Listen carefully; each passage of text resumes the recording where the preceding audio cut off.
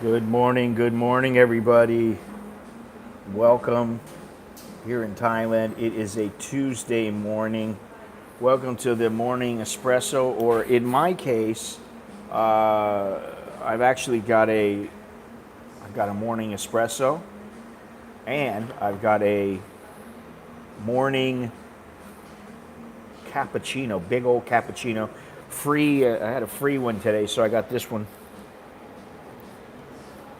Mrs. Tian, who was working today, set me up with a nice coffee, couple of coffees here.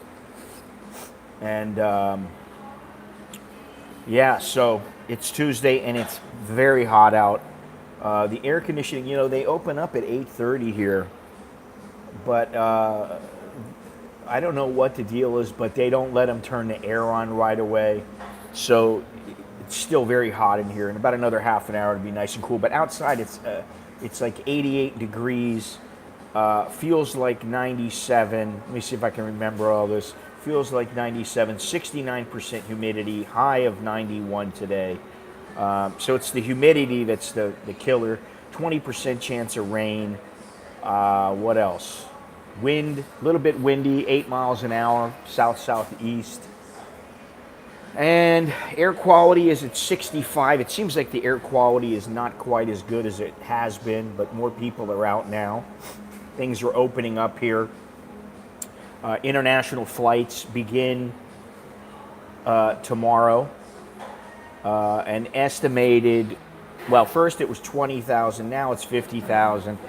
But that doesn't mean many people that want to come are going to be coming here.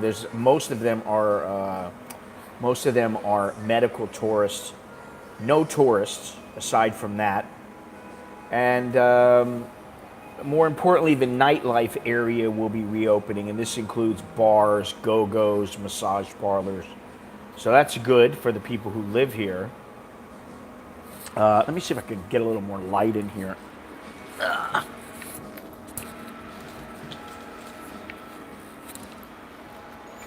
Oops.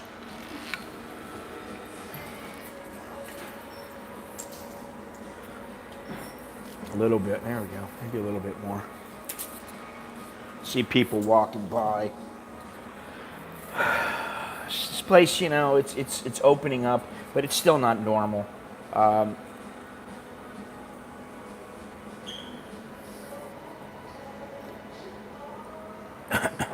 This is my coffee barista over here. She made my coffee for me. Cham? No? Okay. And actually, speaking of Miss Tian, Mrs. Tian, she happens to be from where I'm going next week, from Nakhon Phanom. No, we're not married and we're not going together. We're not going to see each other there. But for some reason, I asked her today, where are you from? I forgot.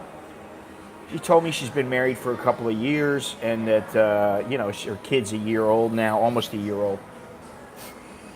I said, I don't remember where you're from. And she said, Nakhon. I said, oh, Nakhon Si Thammarat. She said, no. I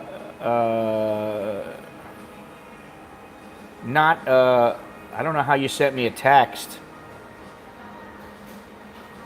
Hope you were okay. Watch your live stream. And good morning from a long time. You mean, well, this is not really a text. I don't think. I don't know how you're sending it on your phone, but whatever. A message. But anyway, so I was asking her, hey, where are you from? I went through, Nakhon Sawan and all these other places, and then Nakhon Ratchasima. She said, no, Nakhon Phanom. And I said, huh? Really? I'm going there next week. Wow. So I'm going to pick her brain a little bit, find out a few things about the place. The main thing that I want when I'm there is to be able to get on the Mekong and maybe go upstream all the way to Bung Khan. That's the big trip. Actually, I'll be getting into it. It's a lot more than that, but I don't think I'm going to be able to do that. I don't think they're going to have any available. There's virtually no tourists left. So, a lot of things to think about, but I will be traveling next week. I do have the ticket. I'm gone like Donkey Kong. I can't wait to get out of here, get on the road again, do some walking, do some traveling by Songtao, by boat, by bus, by plane. So it'll be a nice little trip. I'll get into that later on. Anyway, the following stream and all of the videos on this channel are brought to you by my Patreon patrons, VIP members of my website, and VIP members, those members of YouTube. There is a YouTube membership now. And all your purchases and contributions, thank you very much. Today's shout out goes to Richard. I have to thank Richard, Mr. Jim, and also Mr. LH. If you'd like to support the channel, you can just check out the description below or at my website at anamericaninbangkok.com. So thank you very much in advance for watching and supporting the channel. I really appreciate it. As I was saying, though, Thailand is reopening. Technically, it's reopening tomorrow. What is this? Text is writing on your channel, bud. Okay. Yeah, okay. Like I said, it doesn't really matter. Whatever. Bad here in Boise. I think it's supposed to be Boise, yeah? Boise or Bose, I don't know. Wife is nurse and 4 people have the virus. Did a car trip a few weeks ago. Good to get out of the city. I finally did some walking on Sunday. My leg cramped up after we got home. Yeah, well, I haven't been walking all that much, but I will be shortly. So anyway, moving forward, as I said, tomorrow is a big day in Thailand because the country will be reopening. Many things will be reopening, and let me see here. Schools, entertainment venues, and by entertainment venues, that means, beer bars, go-go's, massage parlors, soapies. They're going to be opening up, and any malls that are not open today will be open tomorrow. Dr. Tawisin Wisanayotin, spokesman of the government's Center for COVID-19, said that they'll be opening up after the committee approved the 5th phase. We knew this was going to happen. But also these bars and pubs and entertainment venues will be allowed to sell alcoholic beverages. The only caveat is that they will have to shut down by midnight. So that's a bit of a bummer. So you go a little early. You go at 7 o'clock, Considering that the bars and the pubs used to be open until 6 or 7 in the morning, and now most of them, the vast majority of them, are not. 12 o'clock, but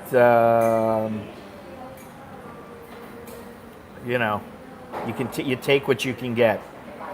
These night venues are required to ensure customers are seated at least a meter apart, with tables separated by a 2-meter space and a 1.5 meter high partition. Patrons are not allowed to share tables with strangers, while servers must wear masks at all times. Furthermore, frequently touched areas, including toilets, must be cleaned regularly. Yada, yada, yada, yada. Each business must register with the Thai CASHAPP platform before reopening. I kind of wonder, what is the point of this whole Thai CASHAPP thing? If they were forcing people, like, you are not going to get in if you don't register, then I think it would be something that would be extremely useful. At this point, the only time, as I said before, the only time that people ever register is right when they're coming into the mall here. They're not forcing people anymore. It used to be a month or so ago, a month and a half ago, it was when you came in, you didn't have to sign in, but then but then they changed it. You did have to sign in, and then not only did you have to sign in to the mall, but every single store you went into, you had to sign in. Technically, they still want that. For instance, in Starbucks, they have little QR codes all over the place, but nobody uses them, and nobody says, "Oh, sir, excuse me, you need to sign in." Entertainment venues are not allowed to launch any promotions just yet, as these will trigger crowds. These places must screen each customer, provide hand sanitizing gel, limit customers to 5 per table, not serve alcoholic beverages in shared containers, and install CCTVs, recordings of which should not be deleted for a month so officers can check the situation periodically. Also, singing and dancing are strictly prohibited. So what is a go-go going to do if you're not allowed to sing and dance? What about all those guys who want to get up on and start dancing on the pole and, taking their clothes off for the girls?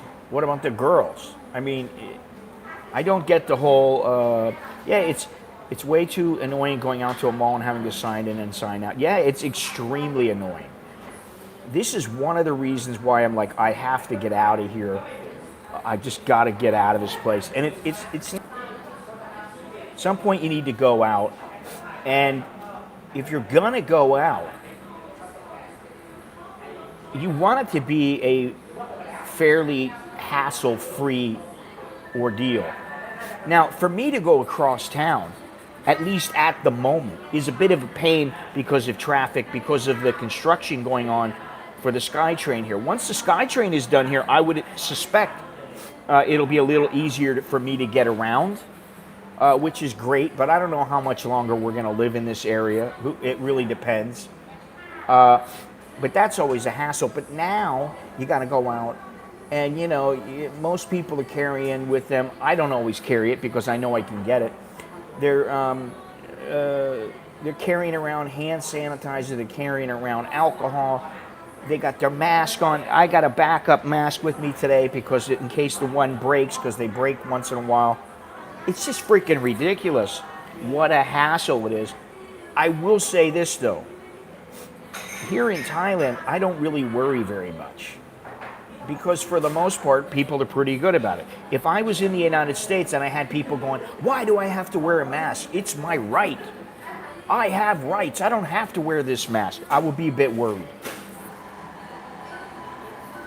Now, I probably wouldn't be that worried because I dare say I don't think that the virus would kill me. I could be wrong, of course, but I think I'd be okay. I think for the most part, the odds are you will be okay. The percentages of people who pass away is very, very small. And I think that they have just pumped up the numbers, not only in the United States, but all around the world. I think they've pumped up the numbers so much that people are deathly afraid, and I don't think they really need to be. I think they need to be careful. I think they need to wash their hands, do all that kind of stuff. And okay, the law says in many countries, in many areas, that you need to wear a mask, then you wear the mask. I'm not wearing a mask in here because how can you drink, how can you eat if you've got a mask on? What are you going to do, lift it up and squeeze the food in, squeeze the drink in? You're going to sip through a straw? That's not how it works. Let me go on here. Operators of internet cafes and gaming centers must divide their customers into 3 groups. Those younger than 15 can use the service from 2 p.m. to 8 p.m. Monday to Friday, and 10 a.m. to 8 p.m. on Saturday and Sundays. Those aged between 15 and 18 can use the service from 2 p.m. to 10 p.m. on weekdays and 10 a.m. to 10 p.m. on weekends. Those aged above 18 can use the service at any time. Now, my kid went out yesterday. He said, I don't remember where I was or what I was doing, but he goes, I'll see you later. And I said, "Where are you going?" "I'm going to the mall, see my friend." "What friend? Your girlfriend?" "No, not my girlfriend." "Who are you going to see?" "My buddy." "Okay, what are you going to do? Play video games?" Now he falls in he could use the service from 2 p.m. to 10 p.m. Soy Dog Cowboy, what's happening? So he was, he had no problem, and he just went for a couple of hours, played his video games, washed his hands, did his business, and came back, But it says that internet cafes and gaming centers must provide a 4 square meter area for each customer and ensure they check in the Thai Chana platform. Users will be allowed to stay for no more than 2 hours each time, which will include 15 minutes for cleaning. Operators of these places are also required to install CCTV and must save a month's recording. I'll have to ask him if they booted him out after two hours or if there was a 2 hour limit or whatever. I kind of doubt that there was, but we'll see. Meanwhile, massage parlors and spas holding valid licenses will be allowed to reopen, which many of them do not have licenses here. Though all customers have to check in using the Thai Chana platform and are required to wear a mask at all times, except during a bath. So if she's got, I'm not even going to go there. She's giving you a bath and you can take your mask off then. I'm not even going to get into it because it's just crazy. And then there's another article here. This one is on the Thai Examiner about the slow progress of foreigners allowed entry and the confusion at the different embassies, which if you've watched for any considerable length of time, when you're dealing with Thailand, I think it's dealing with pretty much any government, but especially here. There's some confusion in the beginning. It takes a month, 2 months, 6 months, and then they iron out the wrinkles, things are a little bit better, and then it becomes crystal clear and there's no problems. I don't know how this is going to work, but it says that thousands of foreigners, let me start this again, around the world, particularly in Western countries, have already applied or are preparing to apply to return to Thailand, with a further extension of eligibility announced on Monday by the Thai government's COVID-19 center. They now face the problem of the stiff cost of the 14-day commercial quarantine, confusion as consular officials at Thai embassies worldwide do not appear to be fully briefed on the requirements, and a bottleneck in processing passengers for approval, as well as within the quarantine itself. Where's this part that I wanted to go over? It was talking about how the cheaper packages, the problem for many foreigners is the cost of such 14-day quarantine. There is an excessive demand. This doesn't make sense. The problem for many foreigners is the cost of such quarantine, as there is excess demand oversupply, which has seen cheaper packages priced at 32,000 baht for 14 days sold out, leaving the most economical option available priced at 45,000 baht. That's almost $1,500. So you need to pay 1,500 bucks to get into the country and spend 14 days in quarantine. And not only that, you need to get insurance. Nothing's changed. You're going to need to get the $100,000 insurance. For many less well-off foreigners waiting for tourism to reopen. Bye, Nai. Waiting for tourism to reopen is the only option. This is going to take longer. While some reports suggest that bubble tourism may be seen now in August or September, it will mean highly tethered access targeted at short-stay visitors or tourists. It is increasingly looking like open access to Thailand, even on restricted terms that existed up until the state of emergency, is a long way off. Indeed, repeated statements by senior Thai officials, including the Prime Minister and Tourism Minister, even suggest a permanent change in access to the kingdom by foreigners as it seeks out a more affluent type of tourists. So, that's a bit of a problem. Right now, the capacity to process these applications for foreigners is only 300 per day, but they're trying to increase it to 600 per day. A number of categories of foreigners stranded outside the kingdom are still not covered by Monday's, that's yesterday, extended dispensation, including foreigners with retirement visas who are not married to Thai nationals and who cannot show official evidence of permanent residence in the kingdom. The other group are those with long-term relationships with Thai partners who do not have official certificates of marriage. So the people who, they're just living with their girlfriend and they think, we got married in a Thai wedding in the temple or something like that, but they didn't register the marriage, they may have some problems. Let's see here. Let me go back here a ways.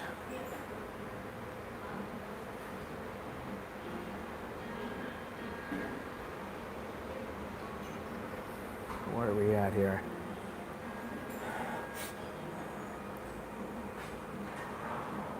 We only had 501 new cases in Washington State yesterday. We would get ahead of this. Insane. What's with the small cup sizes? Which cups were you talking about? That's one way to make up for lost revenue. To make sure that you haven't got the virus, you have to get tested every 2 weeks because the infestation lasts 14 days. Infection. That's how crazy the testing is. This is such bullshit. I'm sorry. I've every once in a while I go on a rant about the politics and stuff, but to be completely honest, I think they're going overboard. They've gone overboard, and they're using it to their advantage. And I just was listening to something yesterday, where, or this morning, early this morning. This guy was talking about how the United States government isn't really moving all that quickly, and how a lot of people their unemployment benefits will expire. The federal benefits will expire at the end of this month.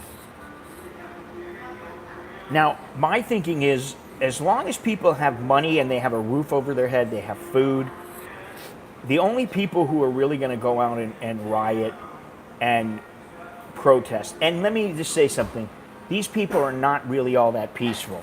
They're idiots. That's the way I look at it. The majority of the protesters are idiots or they're criminals.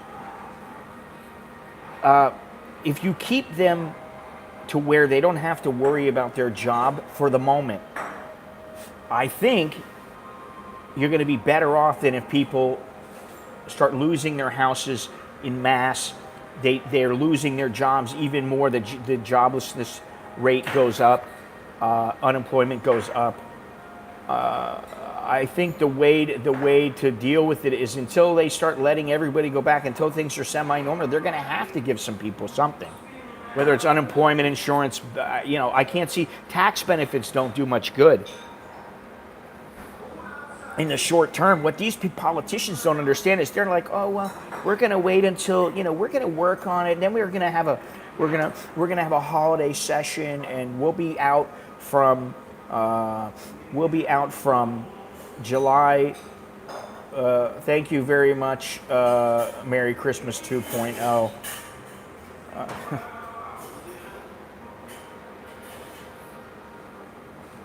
That's, buddy, I hate to tell you, but it really depends on you. I'd say minimal you need is nowadays is 50,000, 60,000 baht.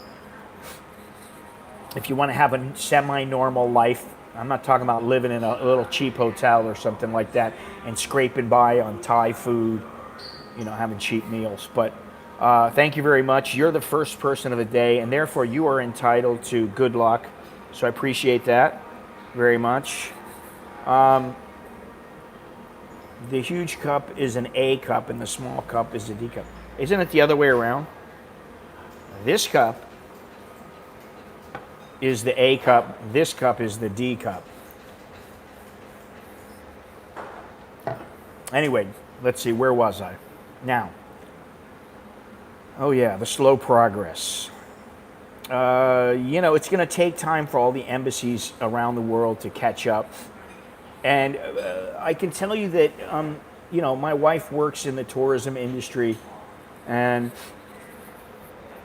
she knows, pretty much what's going on all the time, up to the minute. Usually, she'll get an email once people find something new out, or she'll get a message from her coworker or something. And they don't expect anything to happen as far as international tours go until the end of September. So, if things don't start getting better by October 1st, it's just nobody knows. Nobody knows what's happening, Jono. One foreigner was told categorically by an official at the Royal Thai Embassy in Singapore that at this time only Thai nationals can apply to return to Thailand. Well, that is not correct. And at least as of tomorrow, more people should be in the know.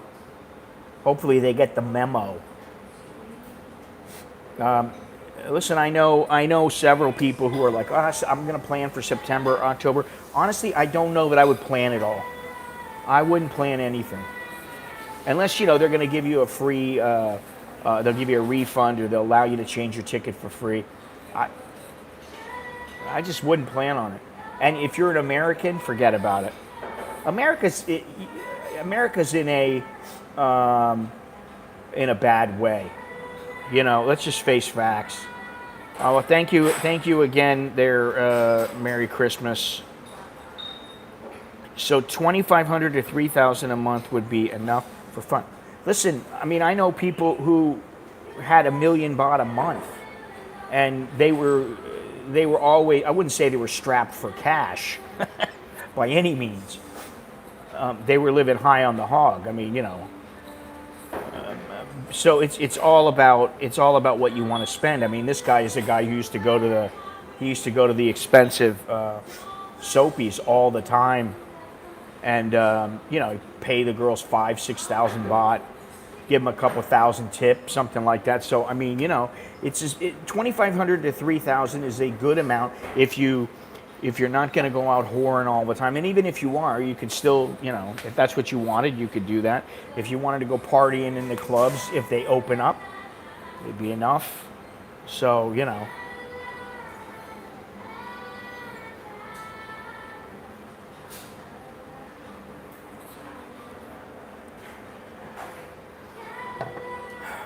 Wow, well, that's pretty funny. Let me see something here. Let me see something here.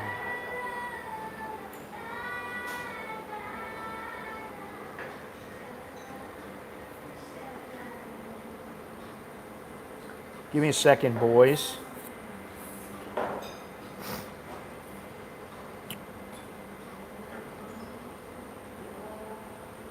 Not even thinking about returning to the U.S. It's not to return to Thailand. I fear it's the COVID spike in America.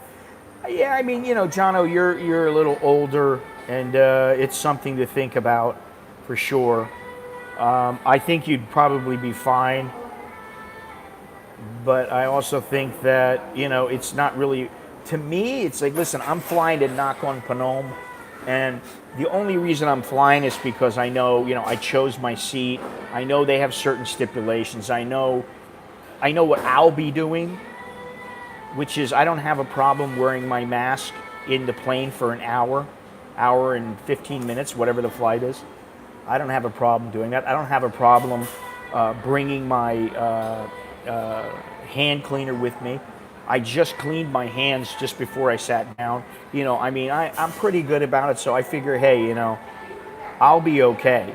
But some people won't be, and I think that's where the problems are going to occur. Like in Cambodia, you're going to pay a deposit of $3,000. God damn, that's loud every day.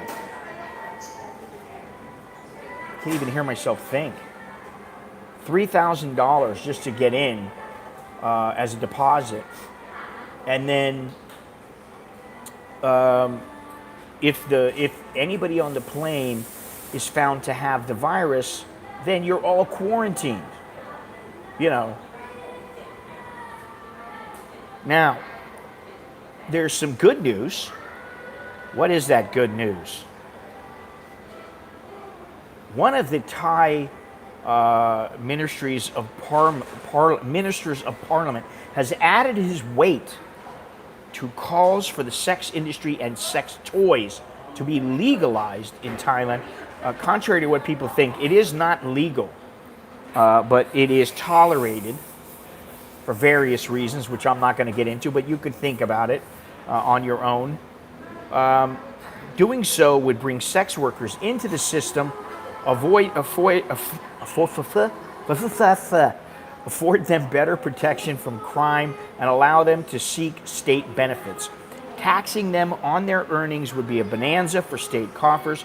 It is time Thailand faced up to the facts. Prostitution is everywhere and has been completely widespread since the days of Ayutthaya 700 years ago. Sometimes it has been legal, sometimes not. Now it is time for it to be made legal again after 61 years. These comments came from a party list, a Ministry of Parliament, and head of the Thai Civilized Party, Mankon Kit Suksintaranon, who has thrown his weight behind other calls for the legalization of this massive but officially, Jesus Christ, officially unrecognized industry in Thailand. Mankon Kit is part of a community attempting to seek change and get help for victims of sexual abuse and rape. He said that Pheu Thai and Move Forward Party MPs had previously tried to change the law, but without success. Now was the time to renew the efforts. He first talked about legalizing sex toys. He said that their use was completely widespread in Thailand. And it was virtually impossible and ridiculous to ban them. They are legal in most places abroad and should be legal in Thailand and taxed. It's got a point. So for those of you who want to come over and, get jiggy with it, maybe in the near future you'll be able to bring your bag of toys.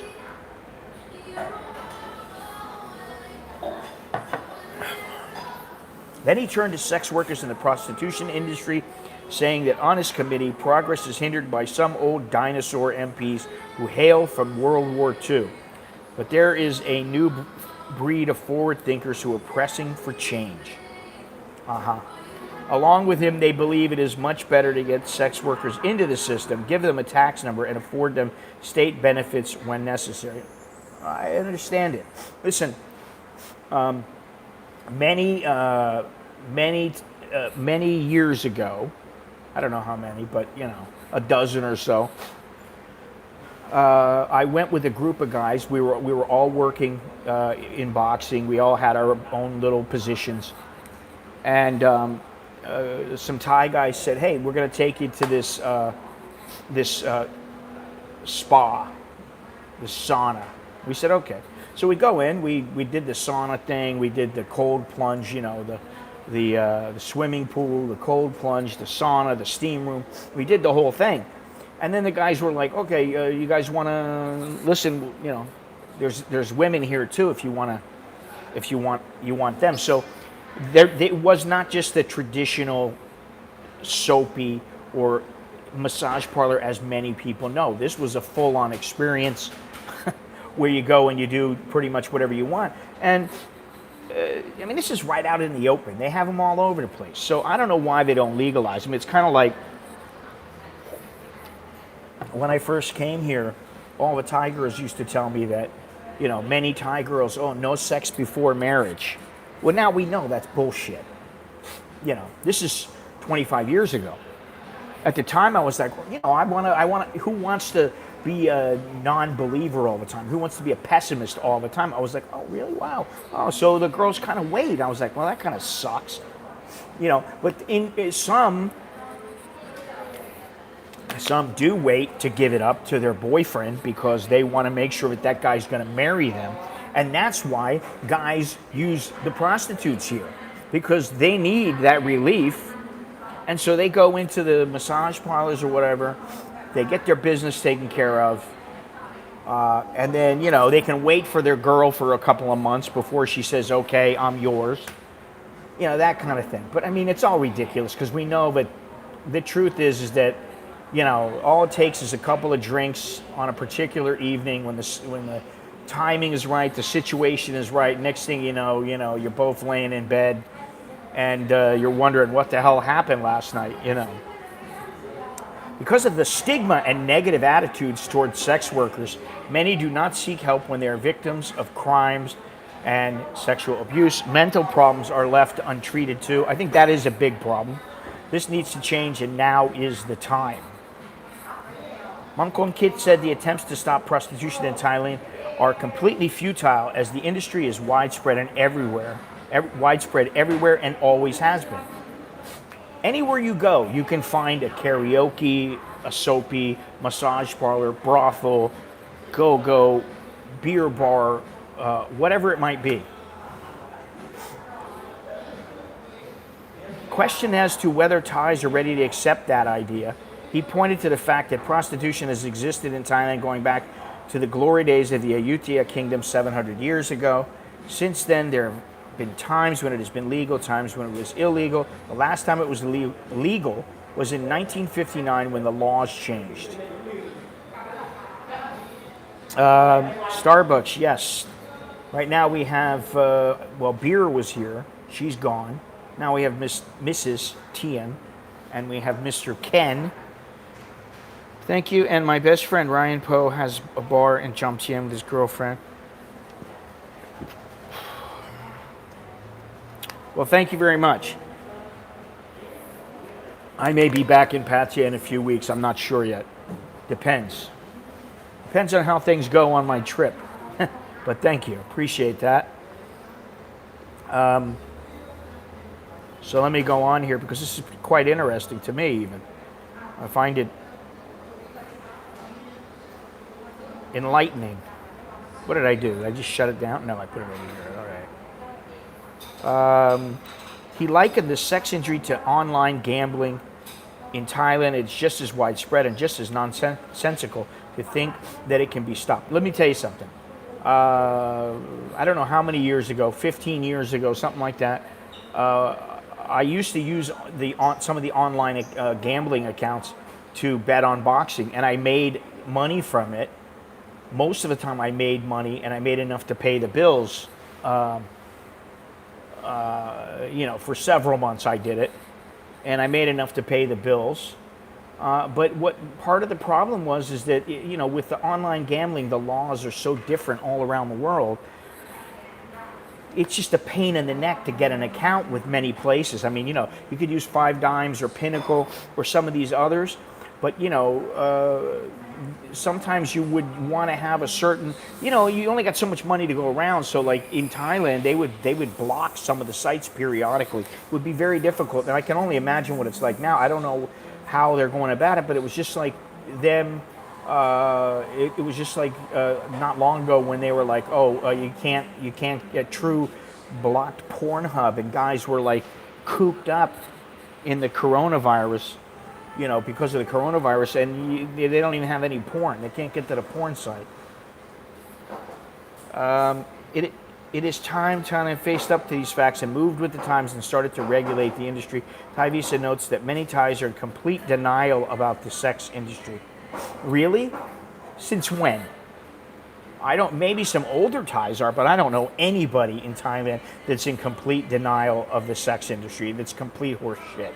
And if they are, they're in denial because they just refuse to believe that their country could do any such thing, which is just nonsense.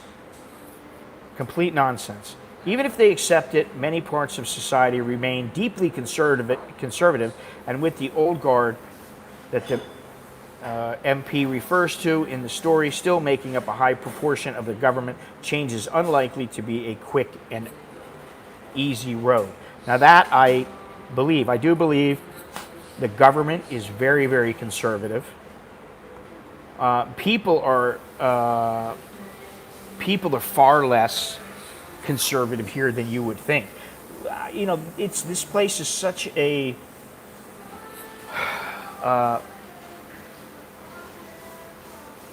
what's the word that I'm looking for? You know, they say that they're conservative, and yet girls are walking around and their ass cheeks are hanging out of shorts. Well, thank you. I don't know if I'm a legend, but I'm just me, man.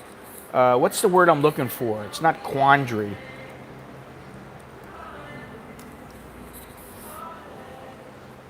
Perplexing? No. What is the word I'm looking for? Damn it. It's not hypocritical. What is the deal here?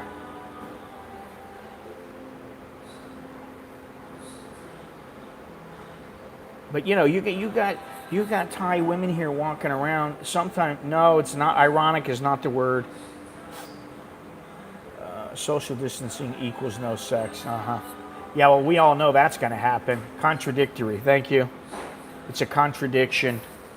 The society in itself is a contradiction, as it often is in many places, but especially here. You got girls, I mean, let's face it, they're dressing sexy as hell. I mean, Jono and I talk about it, Longhorns and I talk about it, Soy Dog Cowboy. Anybody who's been here and who knows me, we've talked about it. You got girls, I'm telling you, I know for a fact, because it's happened to me several times, where I've seen a girl and she was dressed in her little conservative uniform, and you think, she's all right, you know, I don't know how she looks. And she comes out and you're like, holy shit, she's got a shirt on tied a knot below her breast, showing her stomach. She's got hot pants on or tight jeans on, you know, wearing high heels or something, and you're like looking at her going, holy shit, what happened to this girl? I thought she was a plain Jane, and now you're looking at her going. So, you know, this is a contradiction that they're going to have to work out. And, you know, it's kind of like the whole Puritan mentality in the United States. You know, it's like, oh no, we would never. Anal sex? What's that? We can't. What are you talking about? Oh my goodness, you can't do that. Yeah, okay, nobody ever does it. I mean, you know, come on. It's really, you know, you're only allowed to, just look at some of the laws in the United States. You're only allowed to have sex in the missionary position. Now, you know, obviously these are antiquated laws. but that's what I mean about the contradiction.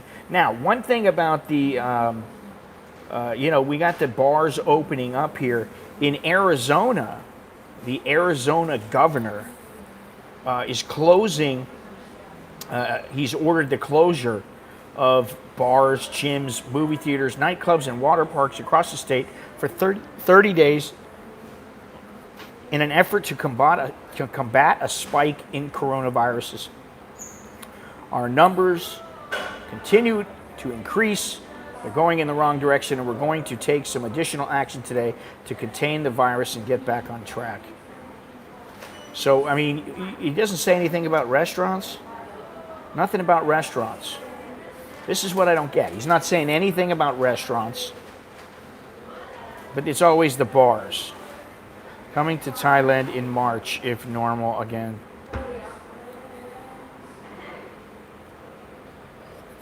March? Dude, you're talking about March? I mean, that's 9 months away. You know, 8 months away. I have no idea what I'll be doing in March of next year. Blue ball laws.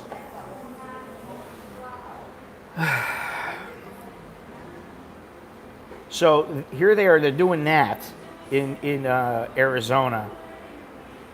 When they're shutting down places in the United States, I would not say that the Thai government is really giving serious consideration to opening up their country to Americans. I just hate to say it.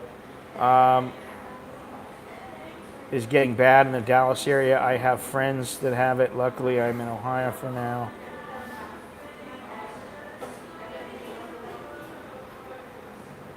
Now, something else going on.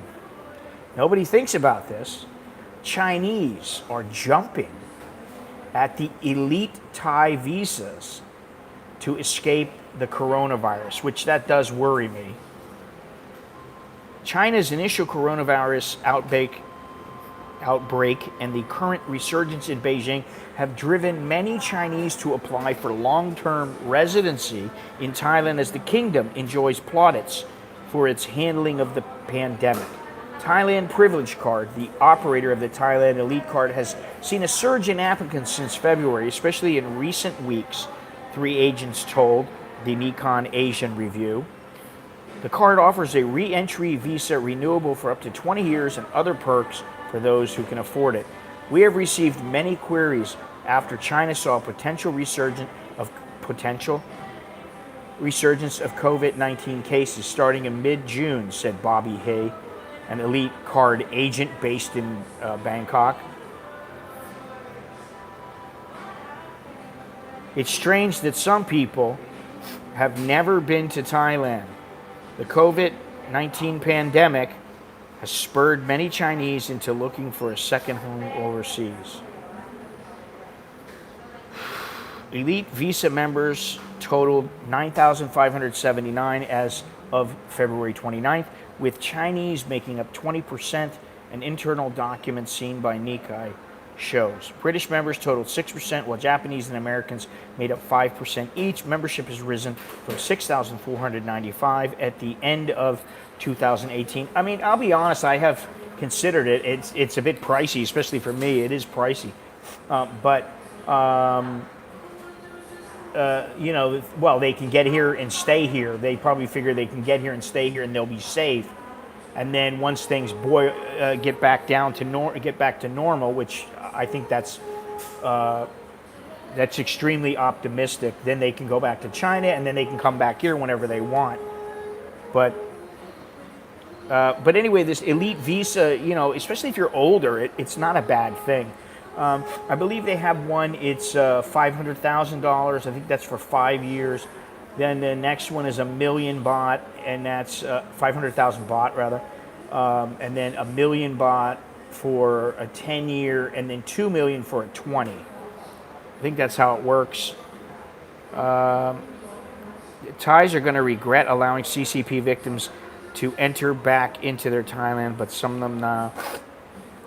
I agree. Is it 1 million for 20 years? I thought it was 2 million. I think it's 2 million, but let me see.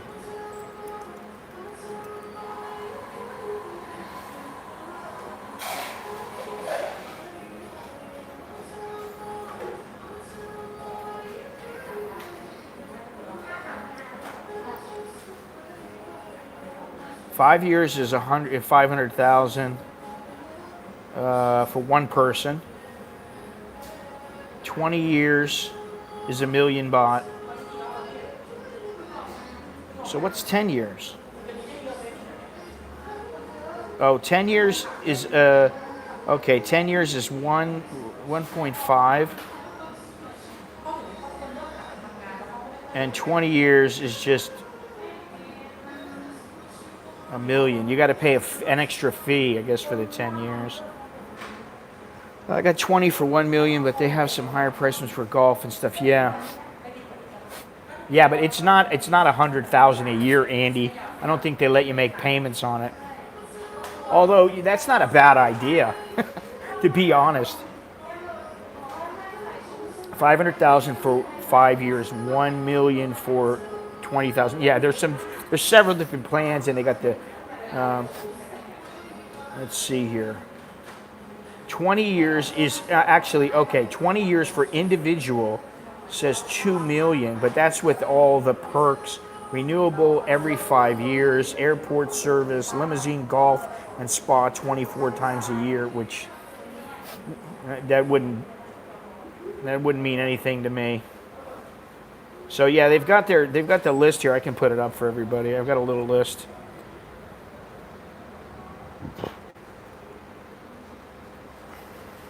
There's a big difference between retirement visa and an elite visa. An elite visa, you get all kinds of perks, and it allows you to stay. You don't have to renew every year. Get a stay of extension every year. Which is, I have to get an extension every year. So it's something to think about. Well, the 90 days is, I never get this big deal about the 90 days. It's not a big deal. It's so freaking easy. You can do it online. You can mail it in. And for some people, if you want to go in, you can go in. But, you know, let's see, there's no yellow book included in that. I don't believe there is. Let's see here. No. I didn't say anything. You know,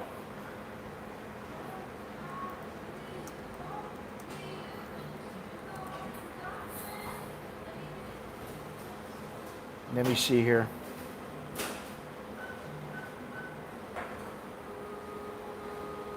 Online never worked yet, so why don't you mail in your stuff and send it registered mail, which is what I do all the time. Although the last time it worked for me online, what they told me was once you go in and do your 90-day in person, you'll be able to renew it online every 90 days. And to be honest, they told me that. I forgot, and it was the last day, and I had to go into to Chiang Watana, and it sucked. And then I think you know, I've been out of the country. I was out of the country to Hong Kong for quite some time, so I didn't have to file any 90-day report for quite some time.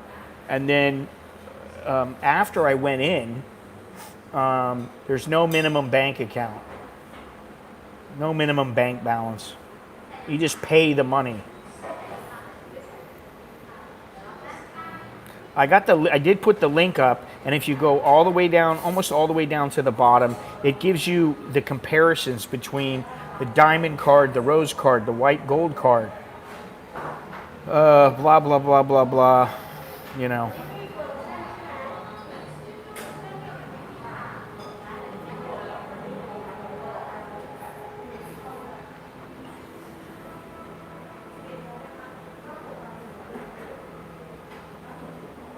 Now, let's see here.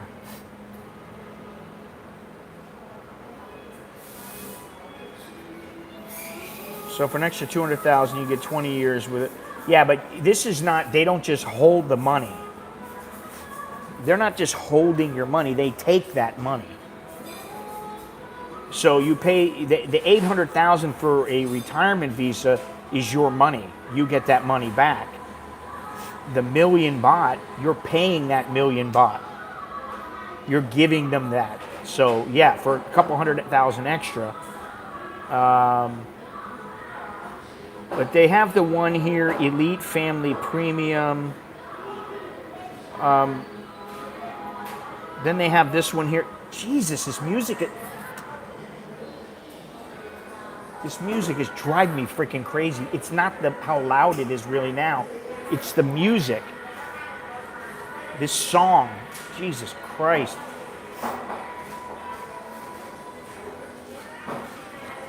I have to yell at her. Fuck, it's doing my head in. Tian.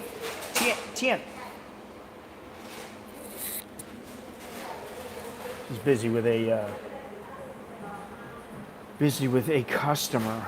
I guess it depends on the music that's playing. Turn the music down. Oh. Anyway, so that is a consideration for many people. Fuck immigration. Everyone should go in person to immigration in person and clog up the system, have a barbecue and group selfie and hold up the finger. Yeah, I don't particularly like it, but to me it's not a big deal because I never go in. The one time that I did go in, which is the first time in like 10, 15 years, 20 years maybe. Probably 20 years since I've gone in there for a 90-day report. It's just not that big of a deal, you know. But it's the principle, the whole, you know, them wanting to keep track of you and everything like that. And it's kind of like, what? Are you serious? If you're going to let me into the country, why do you feel the need to track my every movement? What am I living in? Old Burma? They're not even, it's like in Burma they used to have to do that. They still do it. But I told the story of when I went to Yangon and I told Nanda, he wasn't with me. I told Nanda, I said, dude, I kept turning around and there was a guy following me and he's like hiding behind a pole and I would screw with him. And I'm like, what the hell does he need to know what I'm doing? It's like, what am I doing? Who am I? They don't know this, And so I would walk forward and then I would know he was behind me and I would let him catch up and I would turn around really quickly and start walking back the other door. That's how I figured out that he was after me, because he kept turning around coming back after me. It was ridiculous. But anyway, that elite visa, that's the link down there. If you want to get a yellow book, you're gonna have to do it. I don't know that they'll do it for you, although you never know, because they listen, money talks. That's the way it works. Now,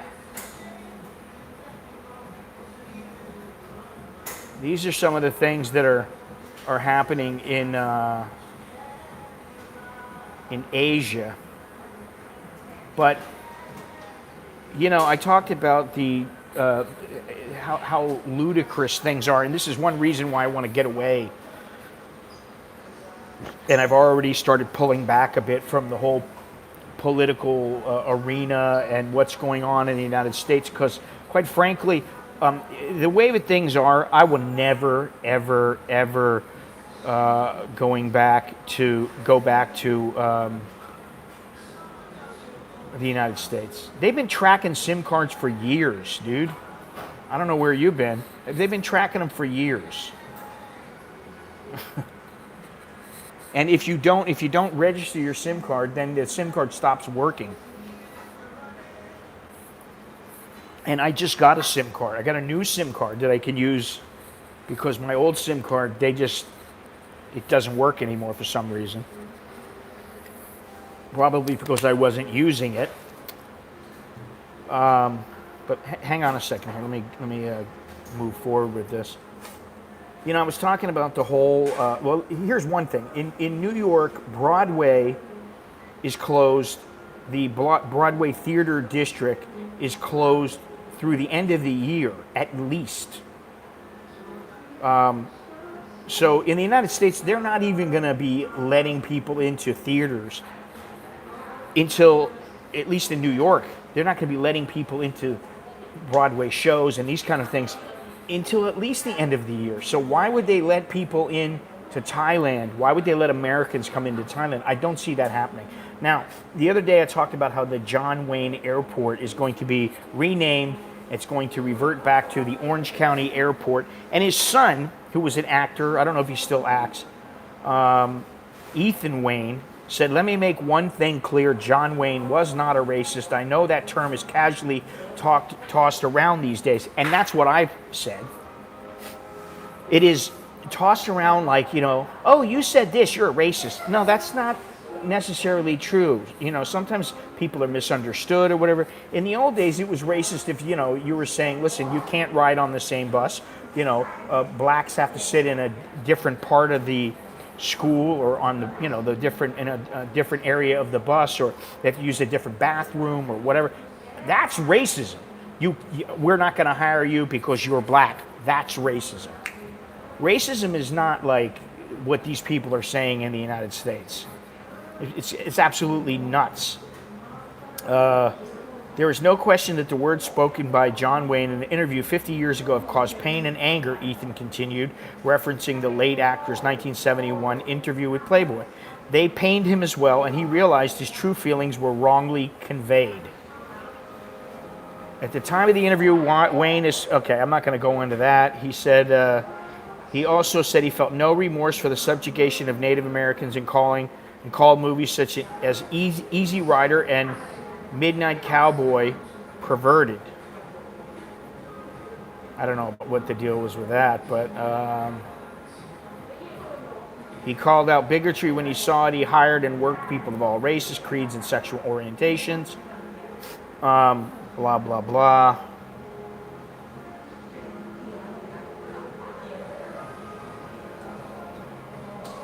Deanne Thompson, an airport spokeswoman, had previously said the county has no plans to change the name or remove a statue of Wayne from the airport, though the issue comes up periodically, including last year. However, the current push comes as thousands of Americans have taken to the streets to protest police brutality against black people and systemic racism in the wake of George Floyd's death. Listen, I think these people protesting, they don't know what the hell they're protesting. To be completely honest, they're freaking idiots. In many places, communities have moved to take down statues of former slave holders or topple them and remove the Confederate emblem for the imagery, including Mississippi's state flag. Let me tell you something. I know someone who knows someone. It's a friend of a friend. He has a very, very nice house in a gated community, and you know they have certain rules and everything, and he put up an American flag, and they're fighting with him because they think he should not put up an American flag because they think that it's inciting violence. And I'm like, I didn't even know what to say to the guy. I mean, what do you say to something like that? You know, that was then, this is now. Let's move on and stop dwelling on it and making up problems. Now, one thing, it just made me so happy to see this. In St. Louis, you had a couple, both lawyers, obviously very wealthy. If you looked at their house, it looks like it's not even a mansion. It's like a freaking, it's something, I don't even know what you call it. It's like Terra in Gone with the Wind. It's massive, this massive mansion, massive house, however you want to put it. And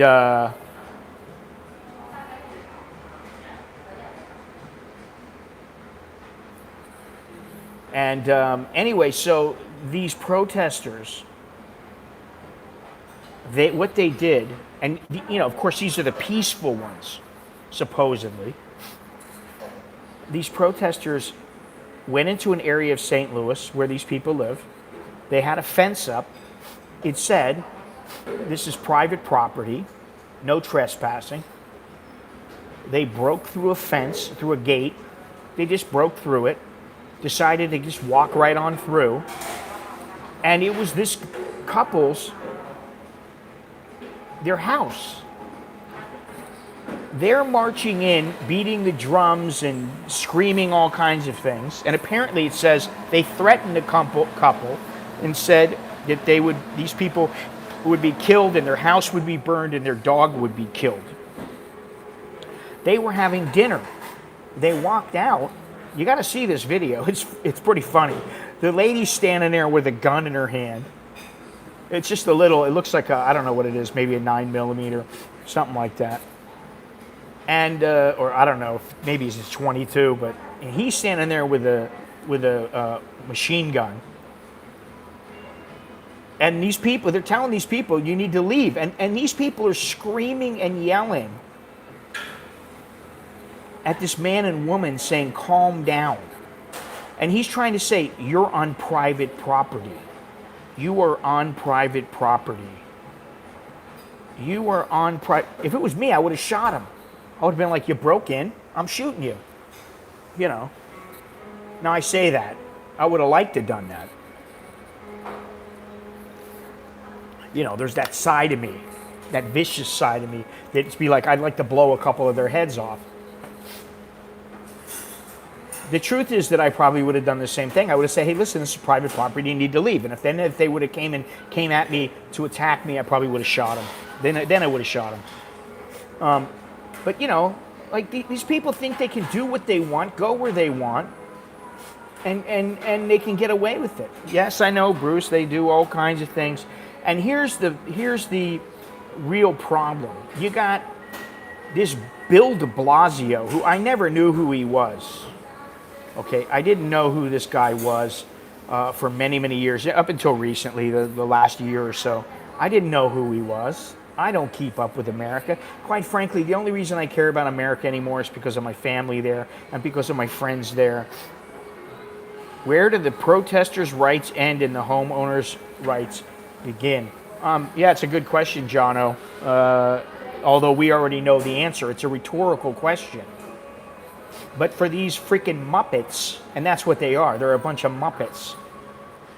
And actually, I think the Muppets are probably smarter than they are. They're freaking, if you watch the vast majority of them, they are speaking with emotion, not logic. Sans brain. That's what they're doing. The vast majority of them are complete morons. And I don't say that Trump is the best president or anything like that. He may be the only person in power right now, or that could have been in power and could have taken the presidency, that would have gotten a few things done. But he could also be the one who's, I don't know how he divided the country. The country's been divided for a long time. You can't blame all this on Trump. There's no way. But this de Blasio, he wants to cut $1 billion. That's billion with a B. He wants to cut $1 billion from the New York Police Department's $6 billion budget. So that's, 16.6666% of the budget. Imagine if your budget got cut by almost 20%. To me, the guy's an idiot. And what's so funny is that the majority of the places having problems are all run by Democrats. Look it up, do the fact checks, because other people have fact checked this, and the vast majority of them are run by Democrats. And I don't have anything against the Democratic Party as long as they're doing a good job. I don't care. Doesn't matter to me it's a label. I saw Nancy Pelosi come out, and of course she does nothing but talk smack. This old woman is so far from the truth, so far from what's going on. I don't think she'd know the truth if it bit her between her legs. Honestly, I don't think she would know. She wouldn't know anything. She's that far gone. Chuck Schumer, he's the biggest asshole. He's another large anus. She's terrible, though. I can't stand that old woman. I'm surprised I haven't heard more from Maxine Waters, all my favorite players. Now, in Los Angeles, they're recommending cutting $145.4 million, which would entail eliminating 6 units from the LA Sheriff's Department, and that includes the gang violence, the gang enforcement department. So they're going to cut out the gang enforcement portion of the LA Sheriff's Department. The Parks Bureau, they're going to cut that. The Special Victims Bureau, oh, that's great. Sexual, physical abuse of children, rape, human trafficking. The Community Partnership Bureau, Fraud and Cyber Crimes Bureau, and Major Crimes Bureau.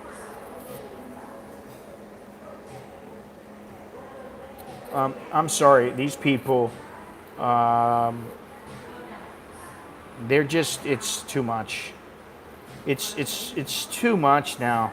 I mean, okay, let's just do away with the police department, and then, you know what, it's all every man for himself, every man, woman, and child for themselves. It's going to be the person with the biggest gun wins. That's how it's going to work. So, you know, what they're doing here is ludicrous. You know, it's that simple.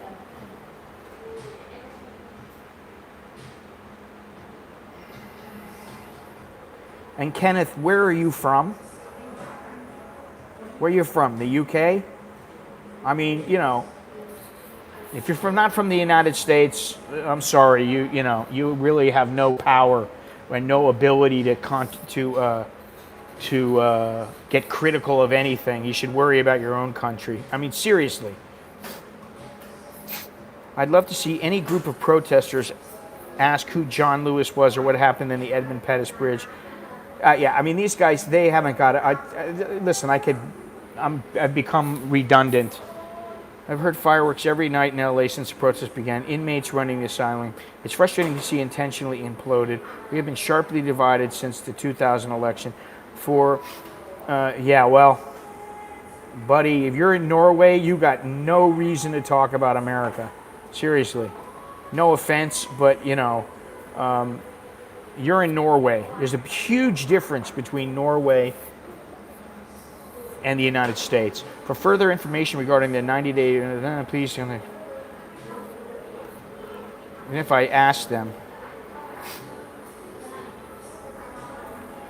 yeah, I mean, I don't know. I would not want to go in, but I mean, if it's not that big of a deal, it's not that big of a deal, and to each his own. Jono, where are you at here? I'd love to see. Yeah, listen, Jono, we know. And I'm sorry, but if you ask some of these people, I mean, you ask that Nancy Pelosi a question, and she just completely skips over your question and starts talking about whatever the hell she wants. She's a freaking lunatic. I'll be glad when she's out of politics. I'll be glad when Elizabeth Warren is out of politics. I'll be glad when Maxine Waters is out of politics. I can't, listen, this is why I'm here now. I'm in a good spot. Say what you will about Thailand. Say what you will about it. I'm in a great spot. I love being here. I don't love it every single day. I don't always think, oh my God, I'm so lucky. It's such a wonderful place. Oh, it's the best place in the world. That's not what I think. I just think it's much better than me being in the United States and listening to this shit day in and day out. I personally am at the verge of giving up.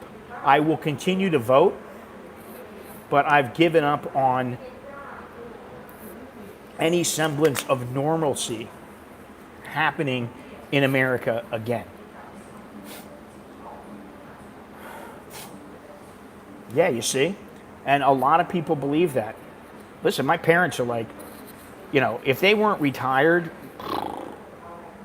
they'd be hating life. Fortunately, they're retired. I'm over here, and I don't have to deal with that shit, and I can commentate on it. I can take a look at it, and I can get irritated by it and rant and rave for an hour or two. But at the end of the day, once I go offline, of course I care. It's my country. I will always be an American. I can't get away from that. I can't escape it. Nor do I want to.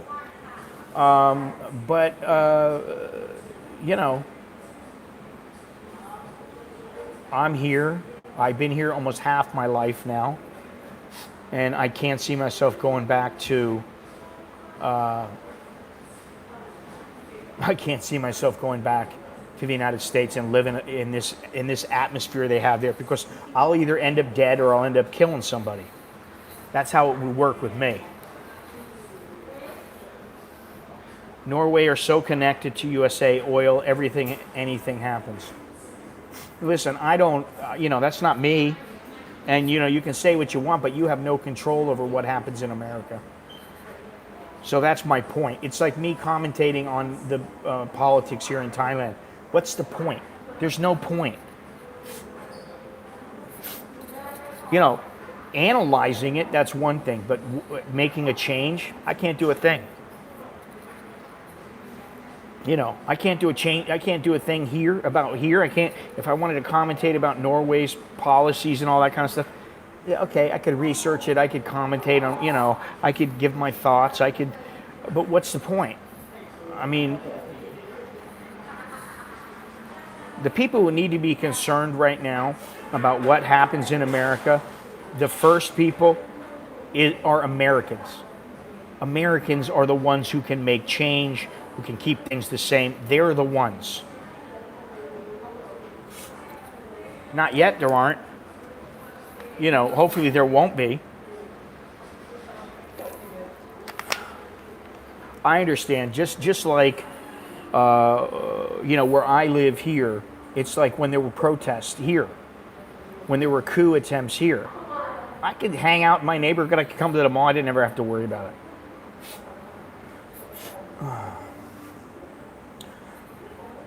But that said, I don't know. I don't know how to explain it, but it's. I wouldn't call it living off the grid because I'm not living off the grid.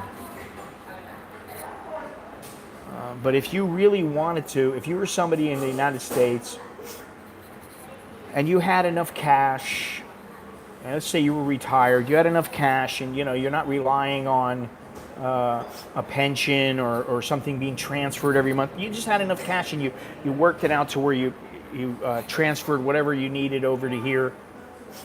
For the most part, you don't go on social media, you don't do any of these things, you'd be fine. You wouldn't have anything to do with America. They don't give a flying.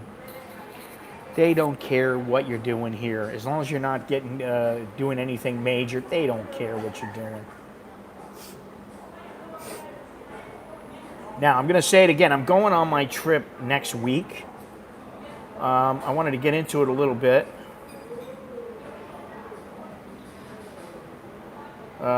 Where is that? Where's my little paper?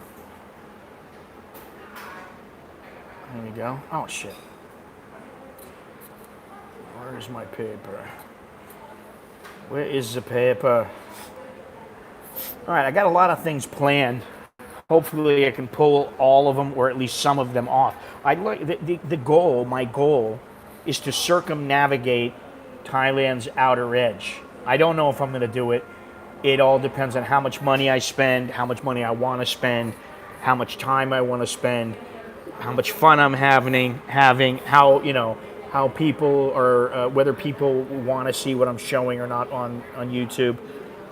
That's you people. And of course, it always breaks down to money. But I'm doing things fairly on the cheap here. Nakhon Phanom, I'm planning on going down to the Mekong, and there's one restaurant in particular I want to go to.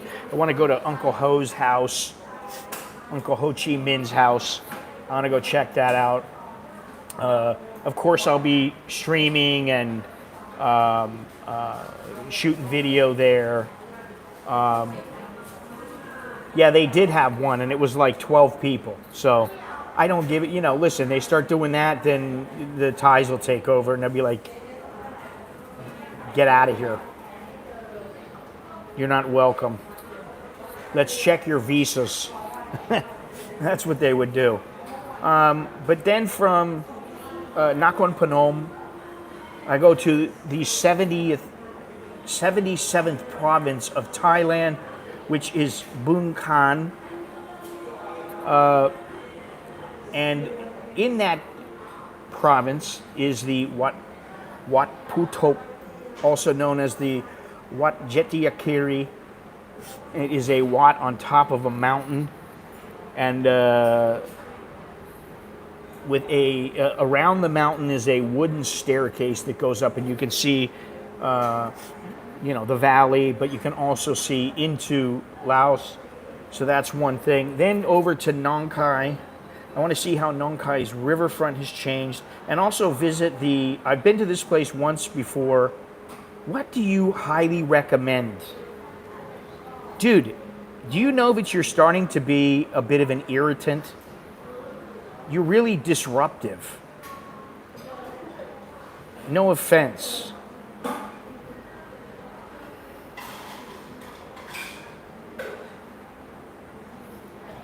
I got no patience for this shit. I got no patience, period. I want to go down to Nong Khai and check out the riverfront. I used to go down there every once in a while, and I would always buy these little jade eggs and all these other kind of things. And I was an irritating guy, man.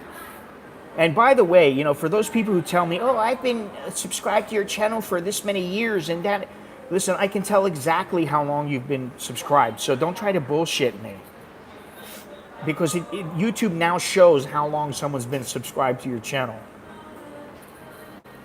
Anyway, I want to go to this other place that's just a little ways from Nong Khai, on the outskirts of the city.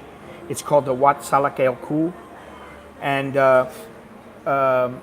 it is a sculpture park,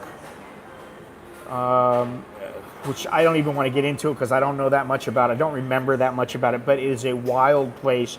I would probably be all alone there. Now, as Soy Dog Cowboy said to me, now's a good time to travel around Thailand because there are very few tourists, if any. From Nong Khai, hopefully, as long as the budget holds up, I'll go to Lui and Chiang Khan, which has been recommended by, I don't know, remember who it was. I'll go there and check that out. And then, you know, like I say, funds withstanding, you guys are the one who make it all possible. Without your, you know, generous contributions, purchases of my shirts, my mugs, my books, and all this other kind of stuff. I was going to say shit. Patreon patron, the YouTube membership, and that kind of stuff. Without you, I wouldn't be traveling because you guys are the ones who make it possible. But I haven't checked out what to do really in Uttaradit and also in Nan. I know there are things to do. It's a beautiful place. And Payao. The idea is to go around the outer edge of Thailand and go all around the country. I just don't know. I may only be able to go to 3 or 4 provinces, and if the funds dry up, that's it. I'm done. So. You know, if you guys enjoy what's going on and you want to contribute, great. Otherwise, you know, it is what it is. From Payao to Chiang Rai, then to Chiang Mai, then to Mae Hong Son, then to Tak, and then to Kanchanaburi. And if I make it that far, I'll be thrilled. Hopefully that'll happen. But I depart next Wednesday. Is it Wednesday? No, today's what? No, next Tuesday. 1 week from today, I depart, and it should be fun. I'm 46 and on TRT. Would I be able to continue getting it in Thailand? Yes. Doing a trip up to Payao next week specifically. There's no tourists here now. Traveling those how by car or I'll be flying up to Nakhon Phanom, and from there I'm not really sure. It depends. Could be by boat some of the way, could be by Songkhao some of the way, could be by minivan some of the way, could be by bus some of the way, could be by train some of the way. You know, the trains, once you start getting up there and you start taking certain routes, the trains are not always the best method of getting around. You know, it could be Songkhao, could be Rotu, minivans, Road 2. It just depends, you know. Like that, but most of it was driving around here. Yeah, I mean, I keep getting people telling me about motorbikes, but, you know, just remember I had a hip replaced. If I go down and something happens to my hip, you know, that's... If I shatter my hip, I'm screwed. Literally. So I have to think about that. I have to be responsible, which is not easy for me because, believe me, I'd love to jump on a bike. All I had in the United States pretty much was motorcycles, and I would love to do that. But, you know, even riding on the back of a bike is risky for me. Take your life alert button. Yeah. Let me see here.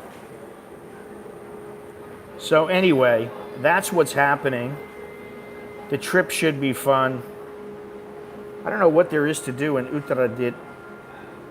I've heard of the place, never been there. Never been to Lui, never been to Bun Khan, never been to Nakhon Phanom. I have been to Nong Khai many times. Their music is the worst here right now. They put on different tapes, and then they play them day in and day out.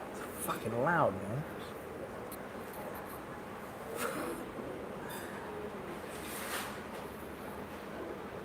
I've been to Chiang Rai, Chiang Mai, Mae Hong Son, Tak, and Kanchanaburi. Been there many, many times. But I'm planning on doing something where I stream, at least once in each area, and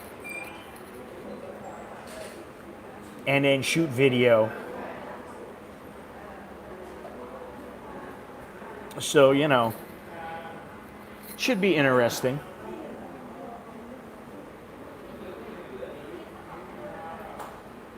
I'd like to give, I always give a big shout out to a couple people or one person every stream. I'd like to give a big fuck you to all the trolls.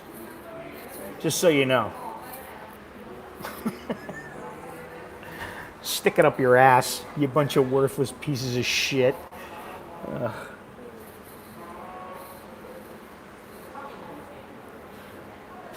Funny that Kenneth hasn't come back.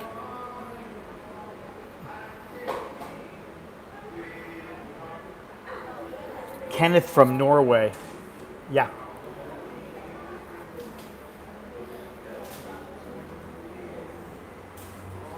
People are starting to show up.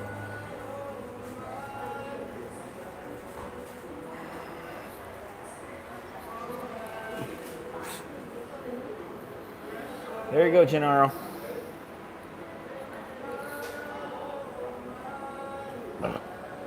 No, I wrenched him. I booted him is what I did. You're welcome, Gennaro.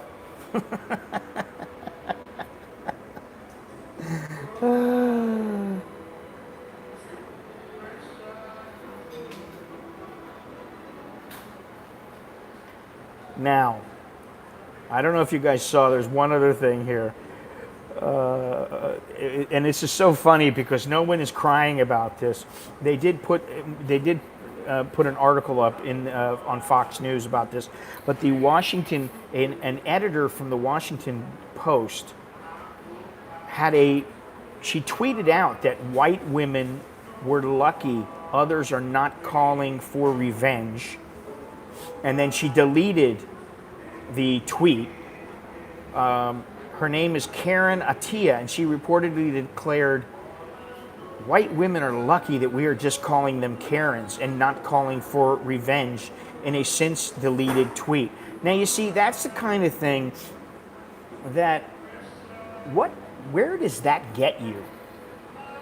It's not going to get you anywhere. I can guarantee you the United States government is not going to let people like this woman take over the country, at least physically. And when you start saying things like that, that's starting to be a threat. Attia, who is black, imagine that, listed multiple things she feels white women are responsible for and warned her 185,000 followers that worse things can happen than simply being referred to as Karen, which has emerged as a disparaging term for white women. The lies and tears of white women hath wrought. The 1921 Tulsa Massacre, murder of Emmett Till, exclusion of black women for feminist... Jesus fucking Christ, do these people ever fucking wake up? This stupid bitch is blaming people for something from 79 years ago. Or what is it, 79? 99 years ago. Sorry. What the hell's going on with these people? Yeah, I didn't know what it meant either. Now I do, and it's like, ugh. What can we call black people who feel like they're entitled? Oh, I just saw that, where was it? Let me see something here.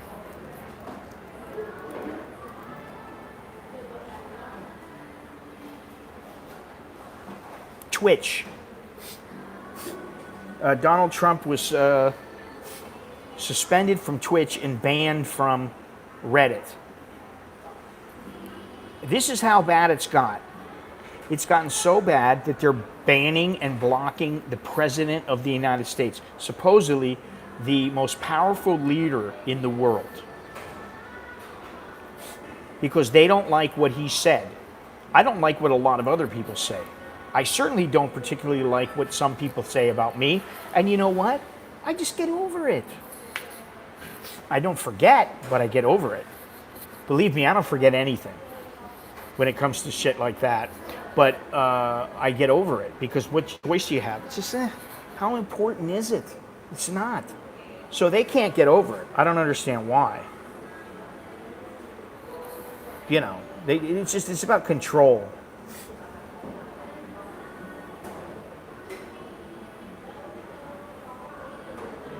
Let me see something. It looks like my internet time has... Well, they didn't ban Trump on Reddit, but somewhat of a troll group on there. Oh, is that what it is? But on Twitch, they suspended him. Let me see something here.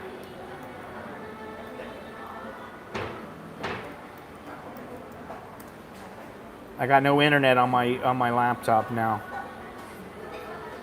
even though I'm supposed to. Internet's not working.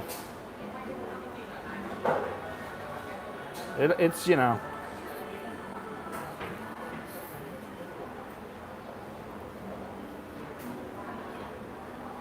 I do see that Twitch suspended Donald Trump. Temporary. In line with our policies, President Trump's channel has been issued a temporary suspension from Twitch. Well, how about what they do is they ban black ladies like this woman, what's her name? Karen Attiah? Actually, her name is Karen Attiah. That's hilarious. Her name is Karen. Her name is Karen. And she's saying that the white women are lucky we're just calling them Karen. How about we call the black women who call out all these and say all these things that they're entitled to because they're black, because of racism. How about we call them Shawanda or Lawanda or whatever it is? I don't know what, is there such a thing as a black name? I think I know the answer to that. What was the name of that girl in the Pineapple Express? I got no internet. What's the Fangulo, man? Shanae. I think in the Pineapple Express it was Laquanda or something. That was the funniest movie. If you see that guy with the little mustache and he's all in love with his girl, and he's this little tiny little skinny white guy, and his girl is this chunky, I'd say, heavy-set black woman. Doesn't she realize white women outnumber black women by so many millions? Well, listen, the outnumbering, it's a point. There is something to that, blacks are a minority.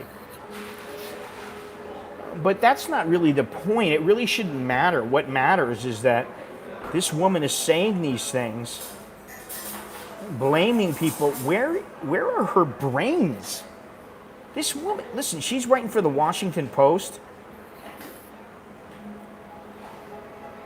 Maybe there was a reason why I never pushed myself to get into writing for a more mainstream publication. Why I just wrote in a niche. No, I'm not thinking of Road Trip. I'm thinking of Pineapple Express.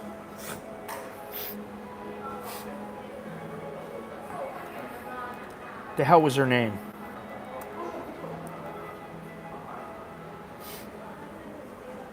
What you talking about, Willis? Where's the girl at? Oh, I think she was Cleo King. No, that's not her.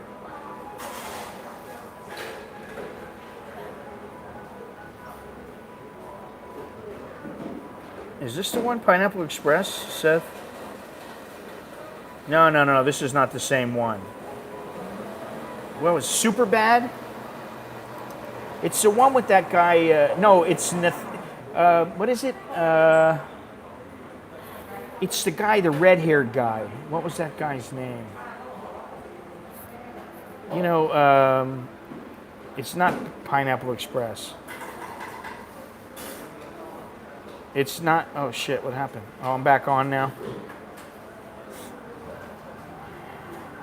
Yes, that's it. John Heder.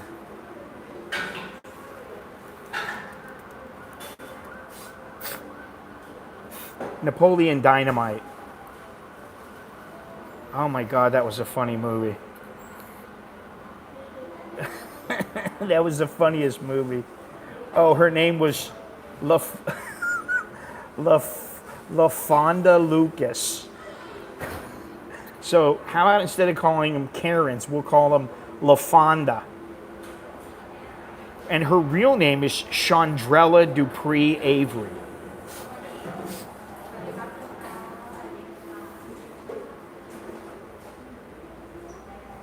In Road Trip, he's really scrawny white guy with an enormous black chick. Oh, I don't know. I think I saw that movie, but I don't really remember it. LaQuisha, that's it. Yeah, LaQuifa, LaQuif. If you're gonna call us Karen, we're gonna call you. What is it? LaFonda. Who came up with that name? And my name is McLovin.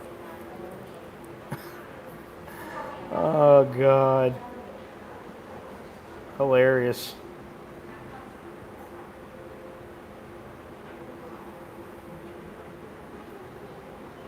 Well, you get the picture. Stick your head in the sand. America's so crazy right now. Just be glad you're in Thailand. I've got that from that comment from quite a few people lately. And I am glad I'm in Thailand. Let's see here. I think the net is the. I think I'm connected still. Oh man, people are sitting around here peacefully. You know, I can tell you that, like, for instance, here in Thailand, you know, if you remember, if you were here the other day, you may remember that I was talking about how L'Oreal is changing the names of their cosmetic line, because everything is whitening cream, light and light and breezy and stuff like that. They don't even want to sound remotely like they're siding with white. So what are you going to call it? Blackening cream? I mean, are you going to call a blackhead a whitehead? I mean, where does it end? I'm curious to know, where does it end? If you were to see, the thing is, if you were to sit down 100 people in a room, the knuckleheads would never be able to agree on anything. If you put 100 of those people in a room and tried to have them hash it out so they could come out with, okay, this is our solution. They can't. And look at Seattle now. Another 2 people were injured. 1 person was killed. And yet they don't want the police. All right. So don't get the police, and then go ahead and everybody gets shot up. And, you know, we'll call it a day. We'll say, oh, everything's fine. There's no problem. We don't need the police. It's ridiculous. You know, it's just that simple.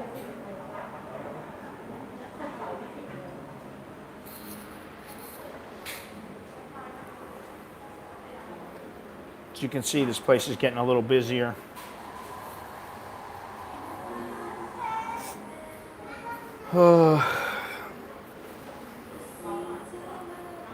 Oh yeah. I prefer Preference by L'Oreal. That's right. Yeah, I don't know.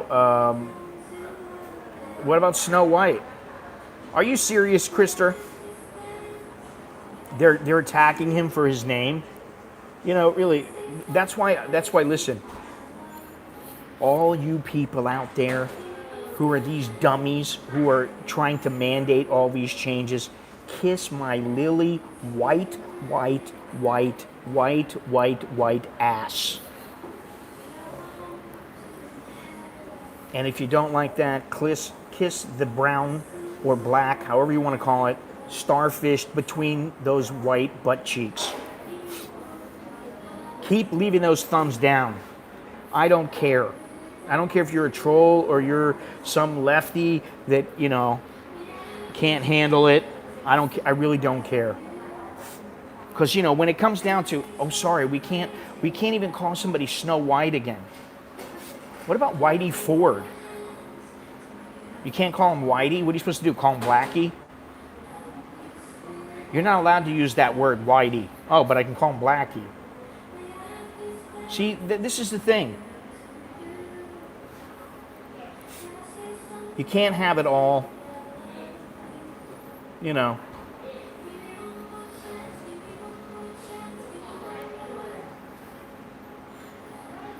Listen, if people don't like me being offensive, fuck you. How's that for offensive? If you don't like, listen, I ain't making shit off this video. I know, I get every single YouTube now gets demonetized at this point. Every single one. And sometimes I challenge them and I get them remonetized, sometimes I don't. And mainly it's because I either say a bad word, like, you know, screw you. Or maybe it's because I say, you know, hey, something that is pro-establishment, anti-Black Lives Matter or something like that. But Jesus, criminy man, when are we going to stop? When are we allowed to say what we want to say? I don't walk up to people and purposely, maliciously try to harm them with my words, and I don't think people should do that. I think you should try not to. You should be careful of what you say to people. But the truth is the truth. Well, you know, maybe he's using his name as another reason to, you know, rile them up. I mean, you know, what about all the blacks that call white people white boy? Hey, white boy. You know, how about that? What, that's okay? Catch you outside, how about that? You ever see that chick? White girl wanting to be black? I can't handle this shit anymore. How about you just forget about the color? You know, try to forget about the color. The thing is here in Thailand is that there are dark skin Thais, there are kind of reddish brown Thais, there are light yellowish Thais, there are really pasty white Thais. There are all different colors, and guess what? They may not want the darker Thais in positions like as a flight stewardess or whatever. Maybe they need to work on that, okay? But they're not, it's that you don't see them whining and crying about it. They move on with their life and they do something else. Listen, my old lady is dark skinned. She doesn't whine and cry about it. She's like happy to be who she is. You know.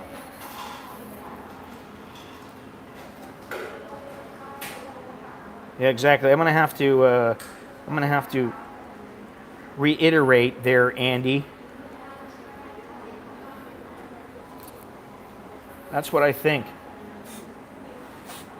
On the left, we have the thumbs. Wait a minute. On the left, we have the conservatives, and on the wait a minute. Yeah, on the left we have the conservatives, and on the with the thumbs up, and on the right we have the loony liberals with the thumbs down. Please tell me who you are for. Are you a loony liberal? If so, please click thumbs down. If you are a conservative or middle ground, middle of the road, neutral, please. Hey, am I allowed to cry? Oh, you know, like one thing is that, have you ever thought about something? Why have they not made transparent or clear masks?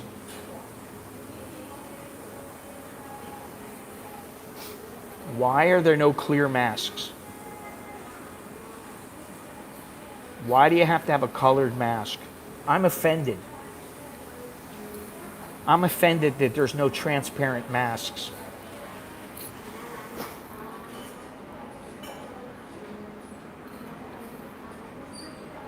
You know, there's a guy here, and he's from somewhere in Africa. I don't know where. I talked to him a little bit before. Big, burly dude. You wouldn't want to tangle with him. I think he's here like for some Christian mission or something like that, which is why I don't want to talk with him at length. But I thought about asking him, hey, what do you think about what's going on in America? And he is as black as night.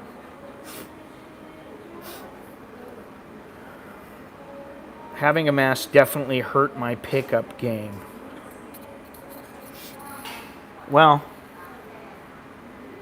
you know, you see some chick, and I've been trying to think of who it was that has the long hair, the cartoon character or the character, TV character that has long hair but covers up his face and covers up his body. I finally figured it out. It's Cousin It from the Addams Family. I told Alex, you're going to look like this if you don't be careful.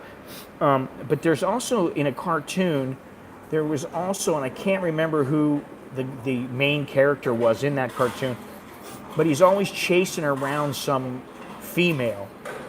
And then the female takes off the mask, and it's a very unattractive female.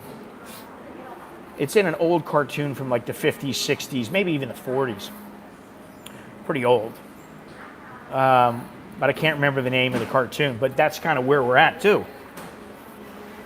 You got to be careful, Sasha.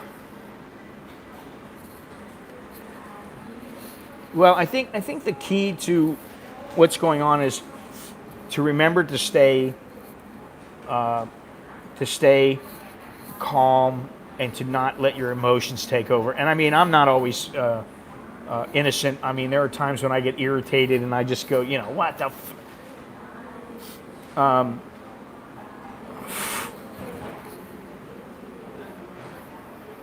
that's too much information.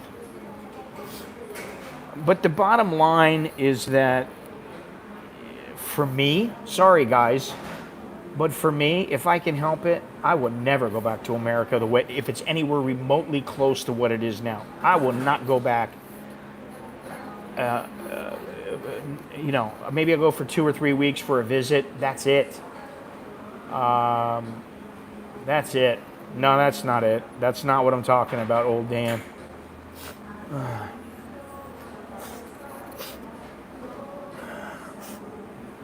This is an old cartoon. This is not Who Framed Roger Rabbit. Roger Rabbit is not all that old.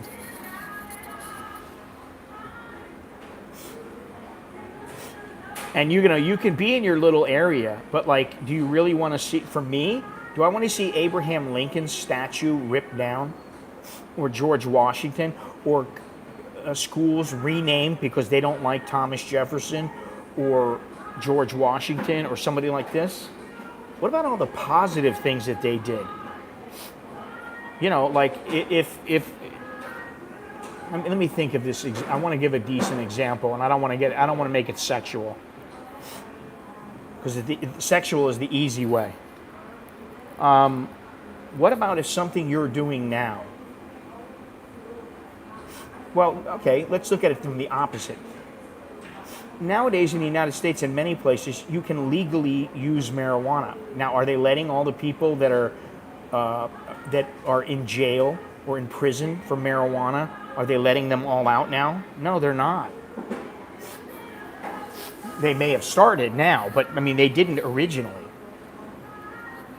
Well, I mean, so why are you going to hold people responsible from the past, from 150 years ago, 200 years ago, 500 years ago? It's ridiculous. Oh, you know what? I don't care if it was that way during that time. They're horrible people.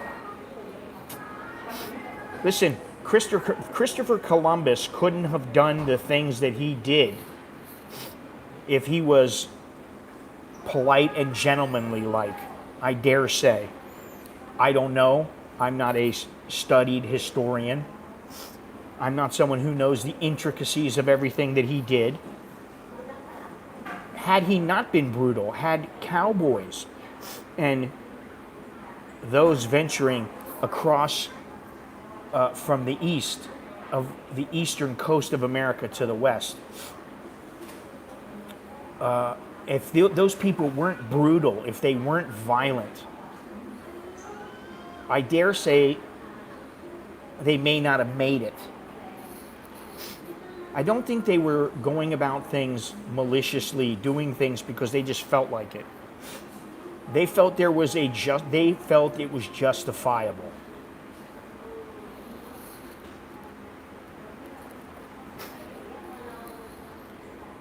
This kid over here, he's got the shades on.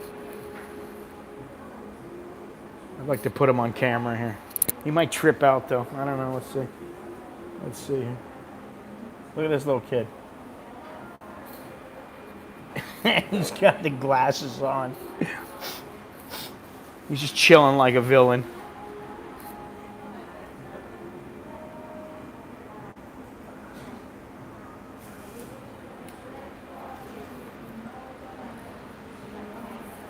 I like the sound of New Kenya myself. I don't know I'd go that far. Thank you very much for enlightening us, Longhorns. Did you really feel like you needed to tell me this?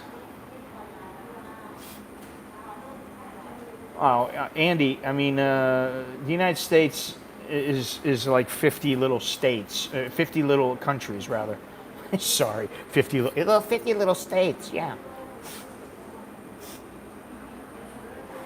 You know, it's like a little, each place is a little country, and that's why if California wants, they can become their own country and they can all fuck off. And, you know, this is coming from someone who used to live in California. When I first moved to California, and that was 38 years ago, I thought it was the greatest place that, you know, I thought it was just some fantastic place where during the summers, you know, all the beautiful women came out and started wearing their bikinis, and, you know, everybody was hanging out at the beach, and I thought it was an awesome place. Little did I know. Well, you know, I like the places that allow you to carry a gun around, you know, and you're not going to get in trouble. Carry that gun around, somebody messes with you, and it's like, what was that you were saying there, pal?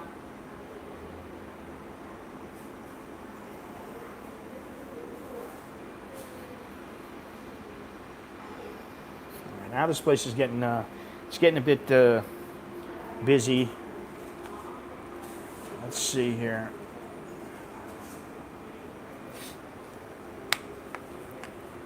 Here you go, Gennaro. Coming up on the right. That's all for you. Man, I'm a giver, man. I'll tell you what.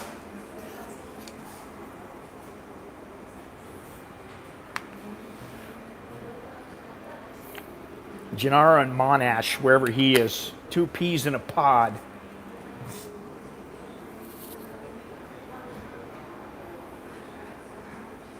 Anyway, boys and girls, ladies and gentlemen, I will probably stream again on Friday, Thursday or Friday, and then again on Sunday.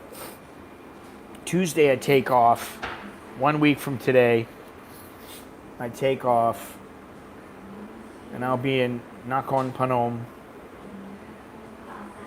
and I don't know. Maybe I'll stream that night. I don't know. I don't know exactly what I'll be doing, how I'll be doing it, but I'm trying to figure out a loose itinerary, which is why I said I'll be going to Uncle Ho's place. I'll be going to Uncle Ho's place. Yeah, listen, I got fond memories of boogie boarding and surfing in Huntington Beach. Going early morning, 4 or 5 o'clock every morning, and then going back to my place, and then going to work at like 7 o'clock.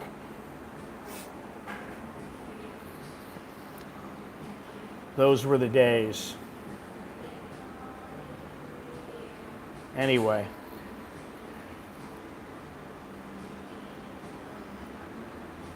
Here you go, Gennaro. This one's for you, buddy.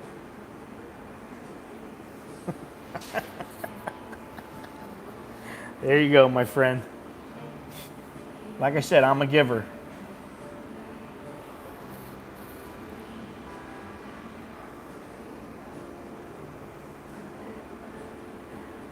You got it, bud. You know, I want to make sure you have an equal opportunity.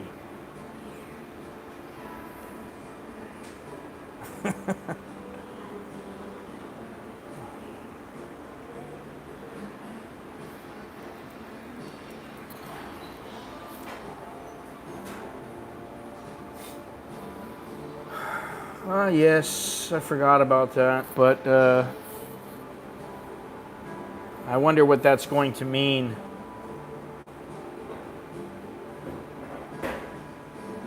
You know, I think what's going to become very apparent in the next few weeks is how important another stimulus bill is going to be, a stimulus package is going to be. I think it's going to be quite important, more important than people really might be thinking about, although in the United States they might be thinking about it, in depth. I don't know, people might be wondering, well, when's it going to happen? When's it going to happen? When's it going to happen? These people in the Senate, and they need to remember that this is something that is important to many people. And to me, it shows just how out of touch they are when they decide that they're going to recess. They say, we're going to recess, we're going to take our vacation. No, you know what? Most people, what are you going to go away for when you got big problems you got to take care of? Why are you going to do that?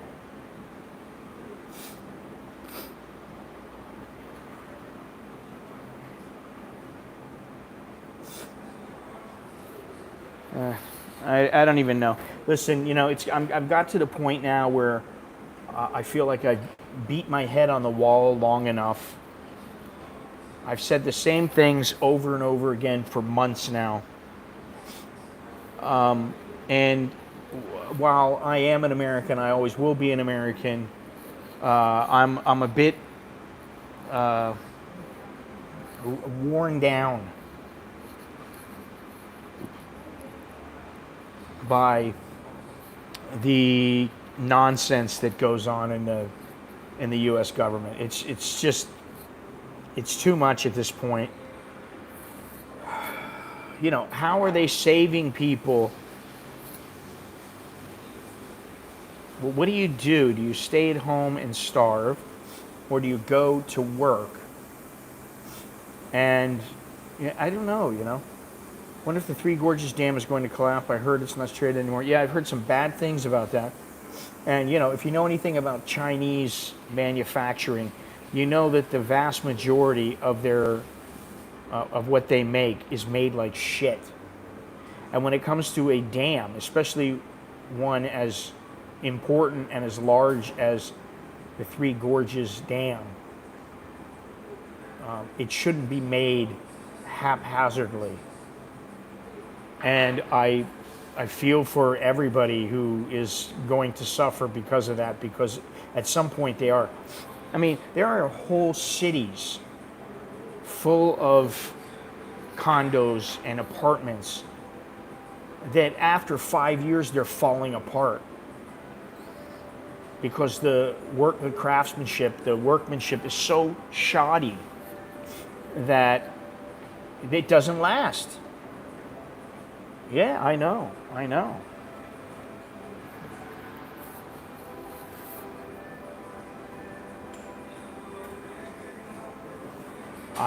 I would not want to live anywhere near there. There's talk of the city of Seattle. Listen, if the city of Seattle gives $100 million to these CHOP occupiers, the politicians need to be hung by their balls or by their toes. They're not completely gone, though. And for them to even think of, what is wrong with these people? Jesus Christ, man. How about they wake up, Chowderhead?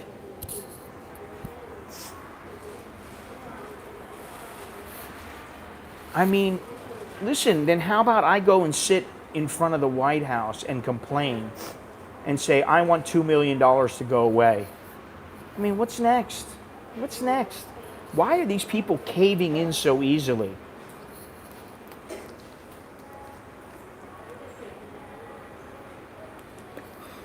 CHOP is not completely gone.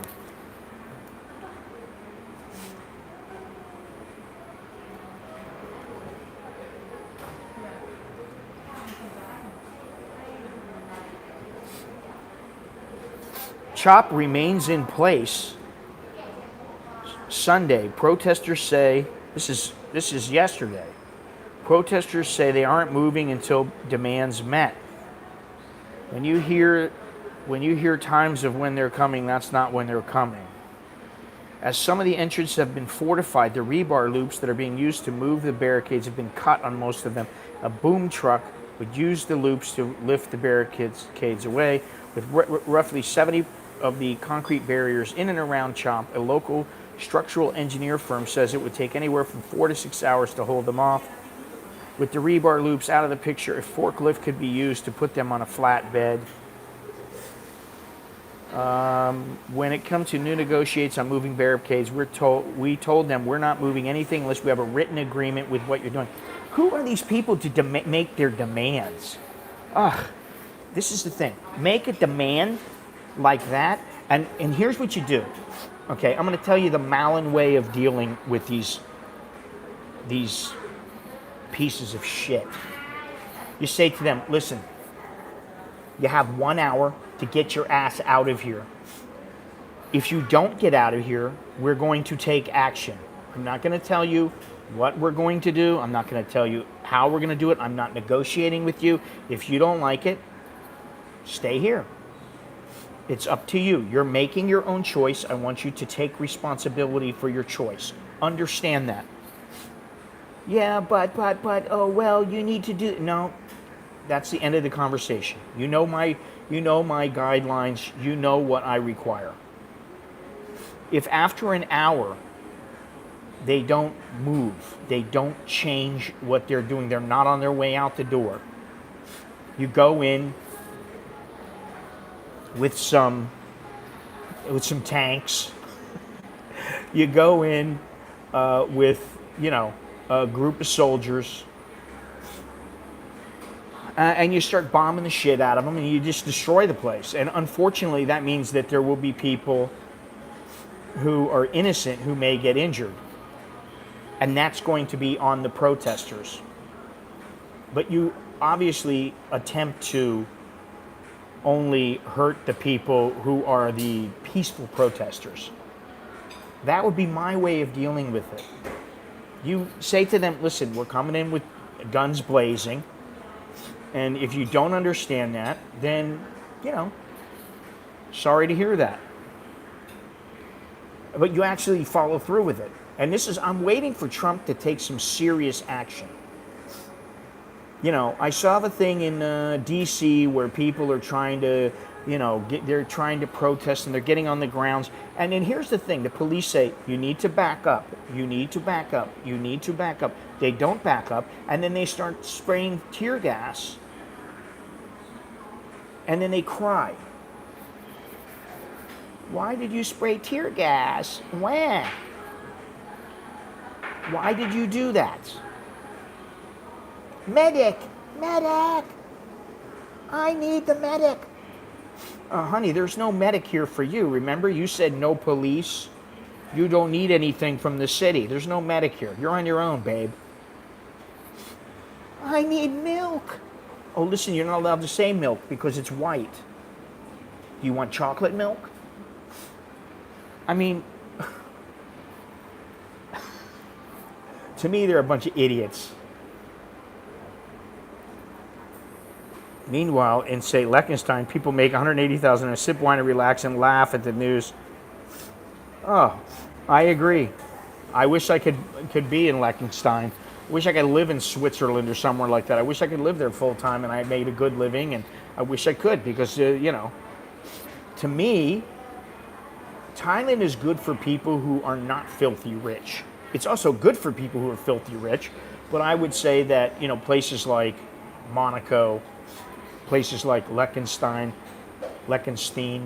you say Stein, I say Steen, Switzerland, Austria,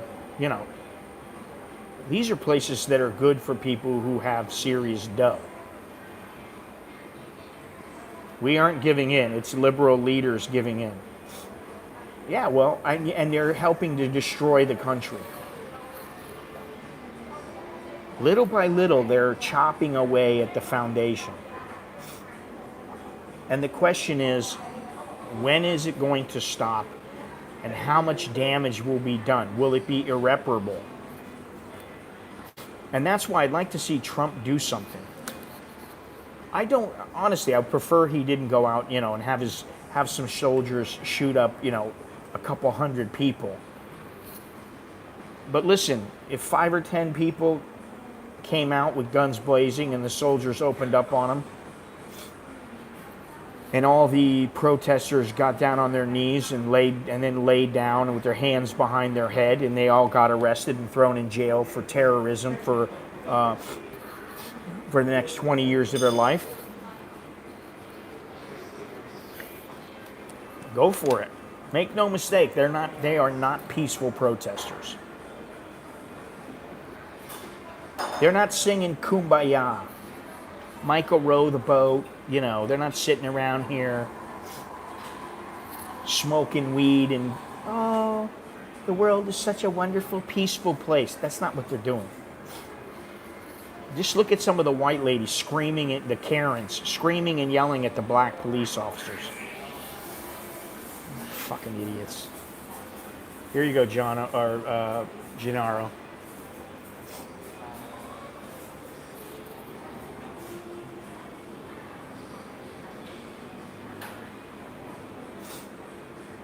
$250,000 in a Swiss bank to live in Switzerland.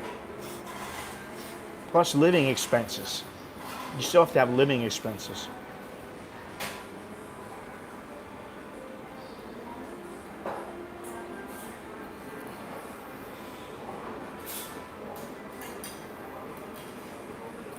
You're a little on the slow side right here, Gennaro.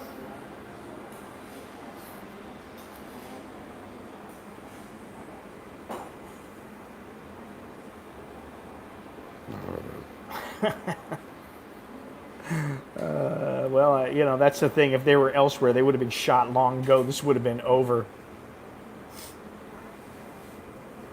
Meh. It's better than you think, Gennaro. Although, with the mask, you never know. Meh.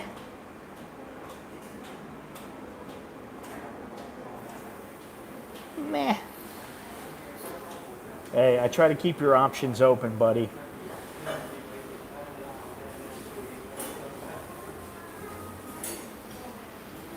You wouldn't live in Switzerland or Liechtenstein for free. I would.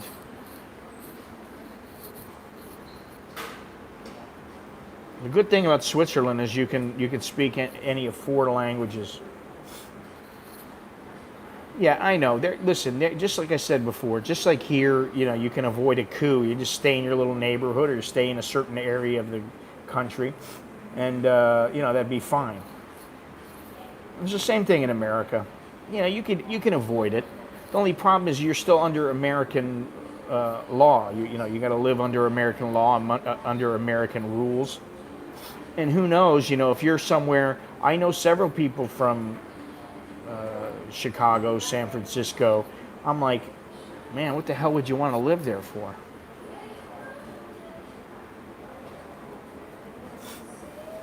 Too short. You guys are a riot. You guys are a riot. Anyway, let's see here. So, yeah, I went over everything there that I wanted to go over. Let's see here. I don't know. I haven't seen Smile. I haven't seen what was the other one's name? Mild or Smile.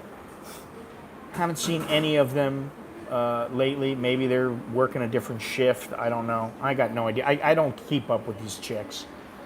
Quite frankly, I really don't care. I only do it for you, Gennaro. Because I know you're going to ask, and I know people will ask. But when it comes down to it, frankly, Gennaro, I don't give a damn. Should say the riots occurred in many suburbs as well. Nice see-through dress. They should make burqas.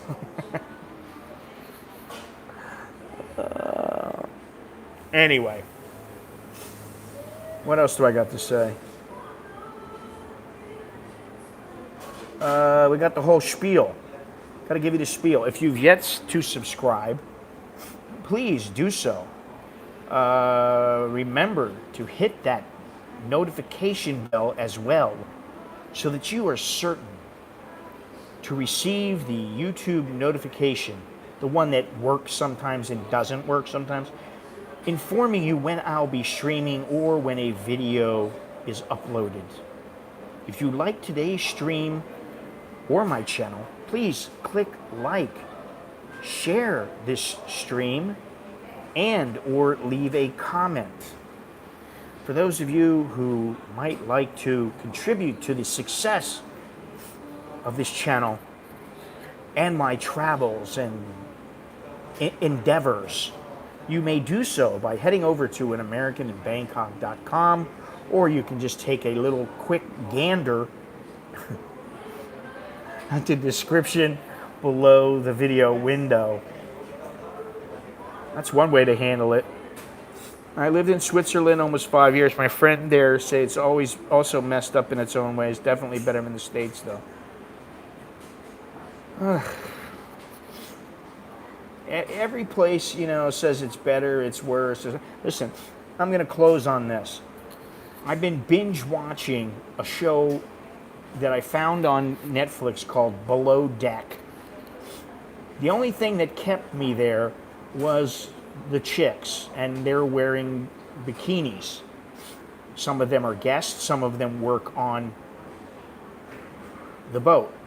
Now, I have an idea of what it was like for them to work on that boat. It's much like working on a fishing boat, except it's a lot higher end.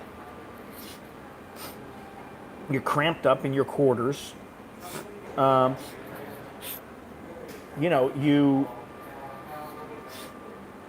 do your thing. You got to serve the people. You got to help the people. Blah blah blah. They have their fun, and then they live their life in this fantasy world. Most of them, I dare say, they're not living with someone waiting on them hand and foot every second of every day, like they do on those boats, or supposedly do, or are supposed to do. That's not how it works. Real life isn't always like that. You cannot just run off to someplace in the Bahamas or the Virgin Islands. Most people don't have that luxury and just chill out on some beautiful hotel on the beach. And every day all you do is go out, have fun, maybe bang your old lady, go jet skiing, and then come back in and bang your old lady again, and then you go and have a wonderful lunch, and then dinner comes, and you go out to the bars and with your old lady or whatever, and you have a great time, or you're just picking up chicks, and then you wake up early and see the sunset, and even that gets old. I don't care, I don't care whether the show is real or not. That's not the point. The point is, no matter where you go, there's going to be positives and negatives, and at some point, people get bored with what they do, what they're not doing. And what's so funny is that I noticed that particular show, I haven't watched the show, they actually shot a show in Thailand. And I'm like, what? They were in Thailand? Now, I probably will watch the show that was shot in Thailand. But it's just another thing. It's when I saw the Virgin Islands, and I haven't been there in many, many, many years, since I was a kid. When I saw that, when I remember the Cayman Islands and and the Bahamas, I think to myself, places in America like that. There are places, and I'm not talking about just Hawaii, there are places in Thailand like that. Now, the benefit in Thailand is that it is still cheaper than most places. Slightly cheaper. But no place is perfect. So, that's my point. I always say that. I've said that for years. There is no utopia. There's always places that got their share of positives and negatives. One thing that has surprised me is the cost of the post office in the United States. Shipping from here in Thailand, shipping a letter in here, from here, emanating from here, to say the United States, is cheap. It's like $2. And that's registered, $2.50. If you want to send it from America to here, see how much it costs. And these sons of bitches can't stay in business. They're talking about they're always talking about going out of business. They don't have enough money. Why is that? You know, Hawaii is a good central location to retire. I guess it depends on how much money you have. You know, I wouldn't want to be stuck in a place right now, say in America or Europe for that matter,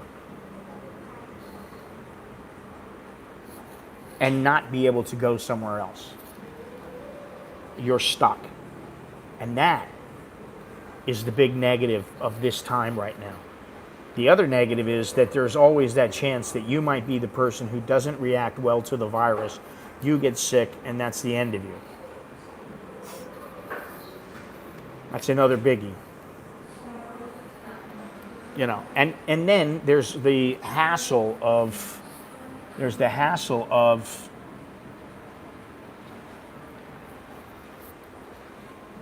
going in and out of places.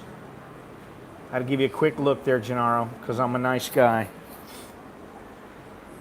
You know, there's a hassle. Anywhere you go, it's a hassle. You want to go in, you gotta, you know. Now, like for me, I know if I come into the mall, right? If I come into the mall,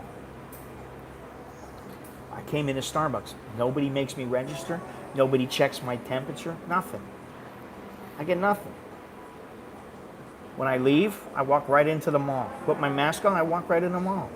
When I leave and go out of the mall, go back home, I just walk out. The only hassle is putting the mask on. So it ain't that bad. You know what I'm saying? Yes, it's a mess. I paid like $35 for a light box to the Philippines, and it was minimum price. It also never got there. From where? From the United States, Sasha? Listen, my mother has sent some packages on occasion. Canada, yeah, Canada. Listen, I used to ship things to Canada, and Canada was not very good when it came to, you would send it to them, and it would get stuck in customs. And they wouldn't let it out for a freaking month. It'd be stuck in customs for a month. It was ridiculous. Yeah, Canada is the United States is horrible when it comes to sending things out. My mother's been like, I'm not going to go to the post office because it's like for $5 more, you can get it in a couple of days. If I send it by the post office, it's going to cost you a couple of dollars less, and it's going to take you like 3 weeks to get it. You're like, well, I'm not in a hurry. Yeah, but you know. Then the other thing is if you send by UPS, FedEx, and all that kind of stuff, you know you're going to get it. With the post office, you're not quite sure if you're always going to get it. Now, I've never really had any problems with stuff coming into Thailand or being sent from Thailand. But that's not to say, you know, that I haven't been lucky. Maybe I have been.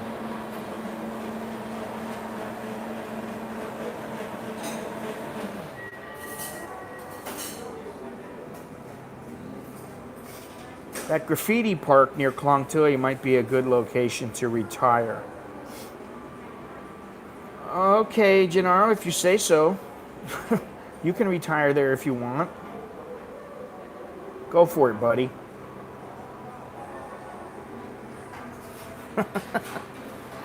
Oh, man.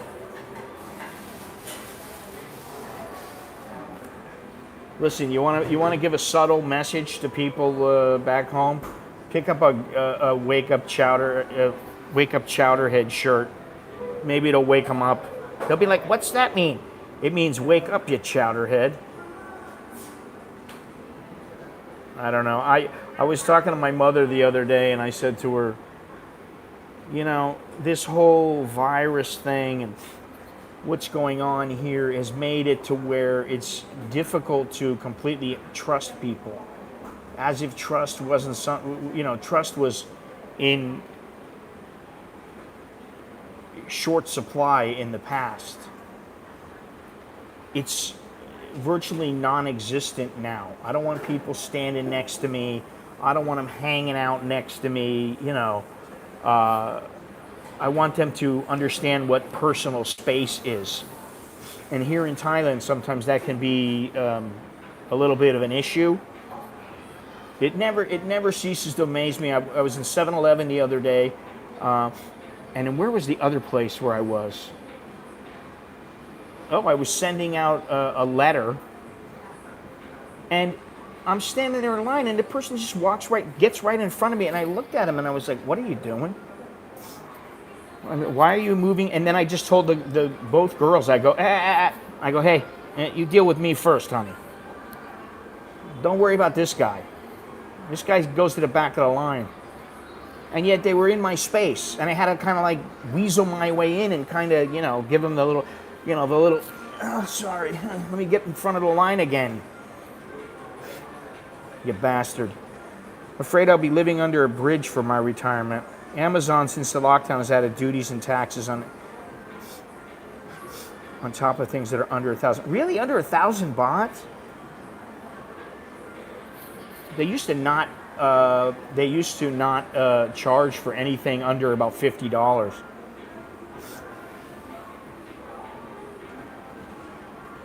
Yeah, I was never charged for anything under that. Listen, my mother was telling me about how, what was it that she was buying, like mouthwash or something, and she was like, it was like $3.97 or something. Or no, it was the sanitary the wet wipes. The wet wipes. It was like a box of wet wipes. It was like $13 or something. They're like Clorox wet wipes or something. I forget. And then it's like one day she goes in there like $13, and then like a couple of days later, she wanted to order some more, and they were like $37. And she's like, how did they go from being $37, from $13 to $37?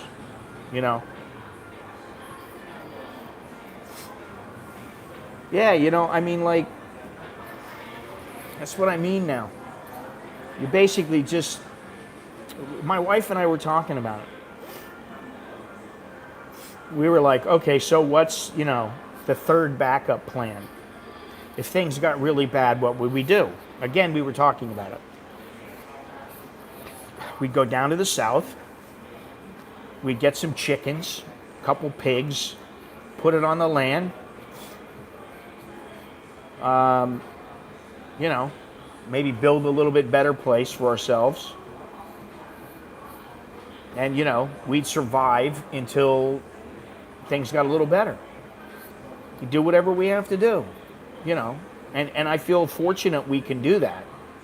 But,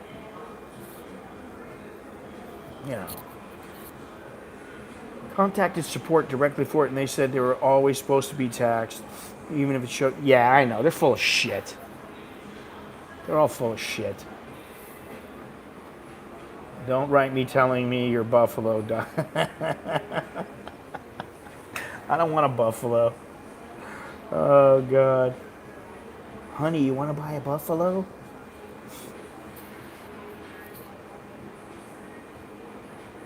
My wife was like, if we bought a couple of pigs, they're really cute. If we fed them, would you be able to kill them? I'm like, are you kidding me? I wouldn't have any problem. Just give me a big machete. Be it. Be the end of the pig. Better the pig than me. I want to eat.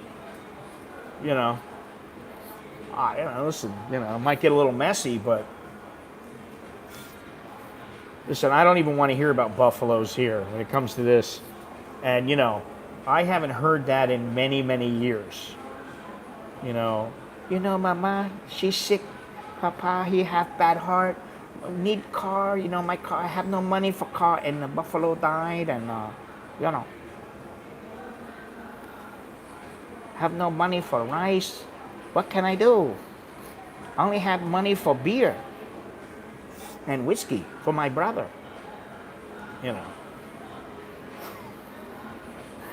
People are looking at me here. They're like, The hell's your problem, buddy? Anyway, it's been fun. It's been real. It's been real fun.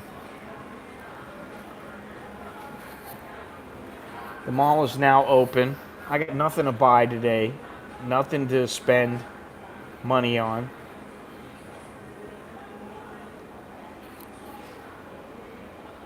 Roast and steak, yeah.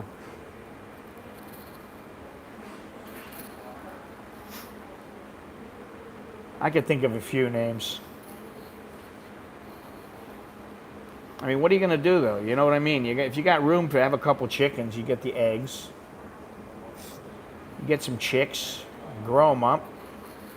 You know, when they're ready, you tell the chicken to come here.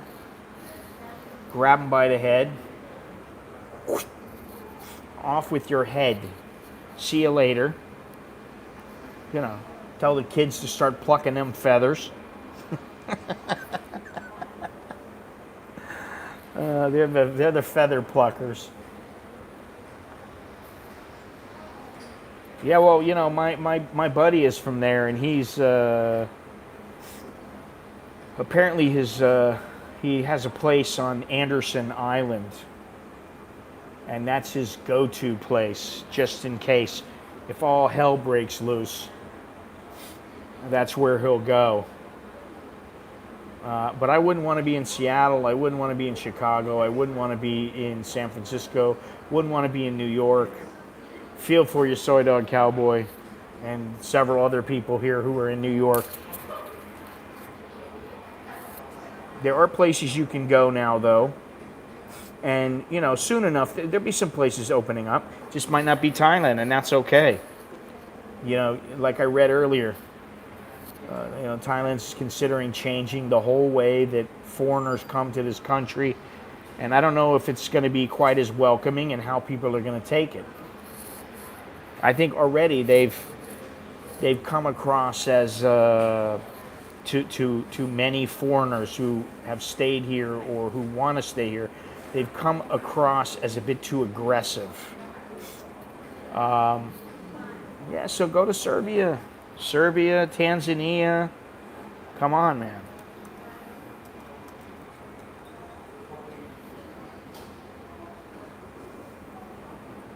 Let me see something here. I need to take a quick look at this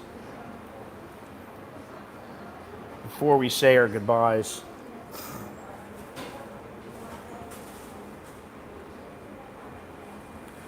The rest of the day, I'll be researching what's going on, and if I'll be able to go, you know, where I'll be able to go, and what's to do there, and how easy it'll be to get there, and you know, those kind of things.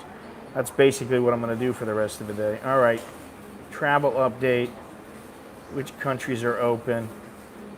Just updated yesterday. Well, actually about 12, 13 hours ago. In Europe. Albania, open. Azerbaijan, Austria. As long as you got the test. Belarus, Belgium, where's Serbia?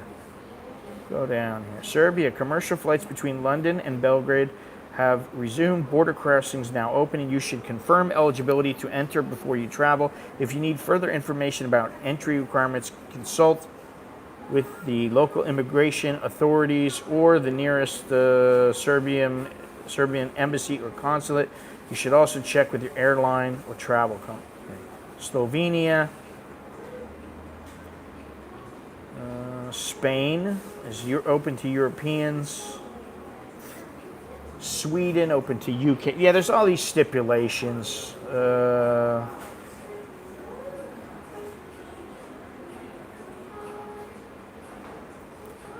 Mexico, Costa Rica, no more to Costa Rica. El Salvador, all foreign visitors banned.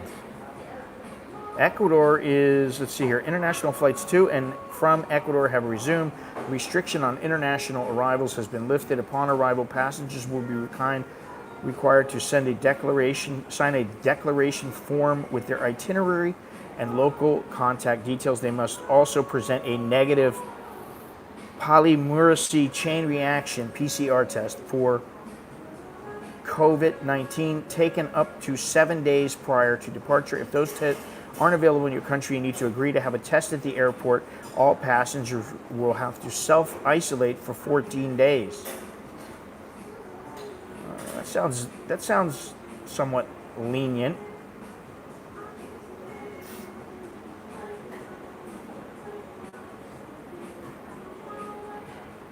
Not for Americans. Why shouldn't someone go to a place like Latvia, quarantine for 2 weeks, and then Thailand? Why couldn't? Yeah, because, I mean, you have to quarantine in the country that you're going to. So in other words, you're going to have to quarantine inside of Thailand. You're not just going to quarantine somewhere else and then come to Thailand and go, it's okay, I'm going to... Okay, let's see here. Bangladesh, South Korea, Taiwan. They are not entering. Foreign nationals will be permitted to enter Taiwan, provided they are not entering for tourism or to visit friends. Uzbekistan, $3,000 COVID-free guarantee. All those who travel to Uzbekistan with a local tour operator will be compensated $3,000 in the unlikely case they get COVID. So, wow, that's pretty wild. Those from the UK will have to go into 14-day quarantine. There you go, buddy. Uzbekistan, sorry. In Africa, they don't even show the Congo. They don't show, what is it? Oh, Angola. All flights are suspended.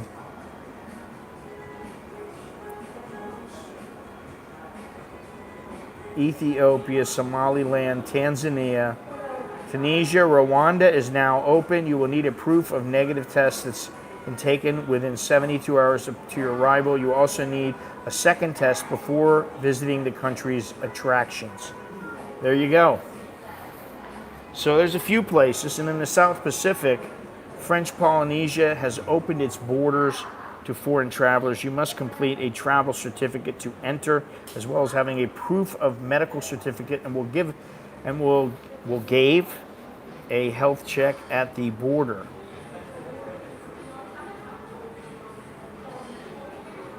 Trinidad and Tobago has indefinitely closed its borders. British Airways has announced they will not be flying to and from Trinidad and Tobago until June 30th. So, yeah, what are you going to do, you know? Because if you can get into Thailand, you wouldn't need to go through Latvia. No stands. Exactly. Well, you have fun in Akron, Ohio, Gennaro. You gotta, fun is, you can have fun anywhere. You can be happy anywhere. Listen, I could stay home every day and I could be happy.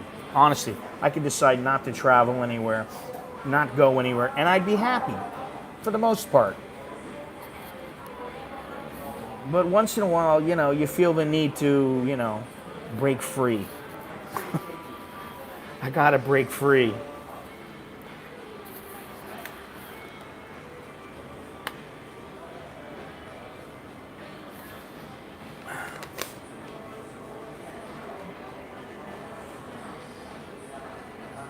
I got to break free.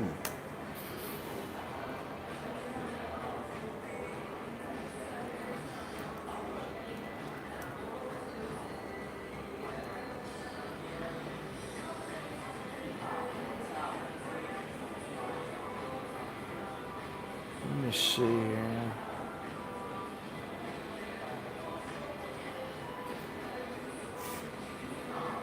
CAAT just issued a statement who can enter Thailand for July. I don't believe they just announced it as in today. I thought that was shit. That was like yesterday. Let me see here. I mean, I don't think anything's changed. Damn it, what the hell's going on here?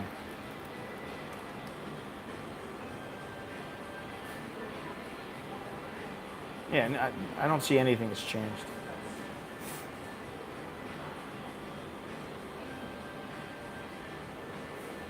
China passed a sweeping national security law for Hong Kong. Bastards.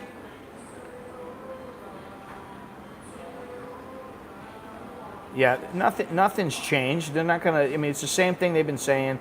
They just agreed on it yesterday, and so I believe that it's going to be that way for July, August, September, at least a couple of months. Yeah, go for it there, Gennaro. Go ahead. Try it. Go ahead. You can do that. You can do it, man. You go and try to bribe the guy. If that's what you want to do. Go for it. Well, Australia, it sees biggest daily rise in COVID. It's considering reimposing social distancing restrictions. I'm exhausted. This has exhausted me.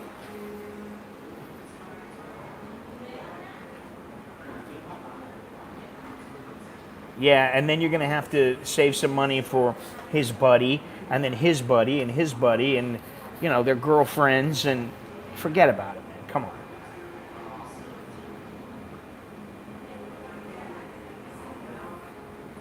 "2020 is over."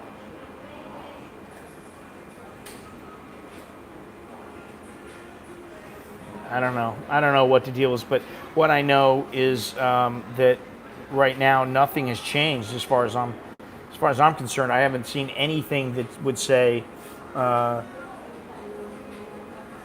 anything has changed from, say, last night or yesterday at late afternoon. I don't think anything has changed. I think it's exactly what I was talking about. Now, I could be wrong, but how much do you think that would cost? I don't think you could do it. And if you were able to do it, I think it would cost you a shitload of money. We're not talking about like $5,000. You know, you're talking about a quite a bit of money. Real money. And even then, you know.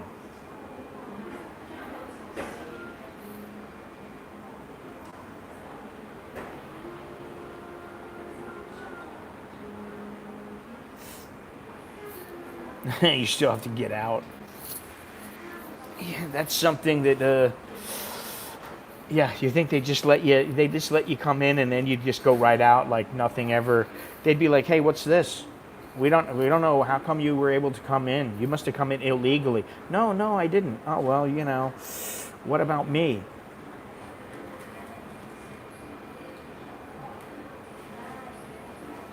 They'd be like, "What about me?"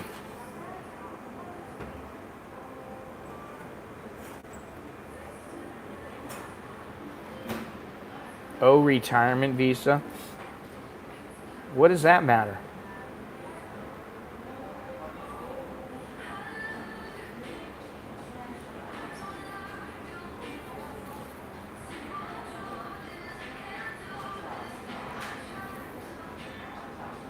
Bushy, I'm going to answer this question, and then that's the last one I'm going to answer from you.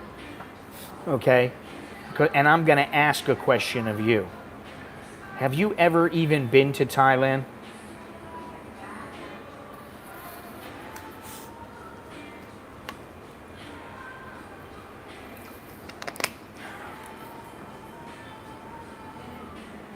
Mr. Mitch, I hope you're joking.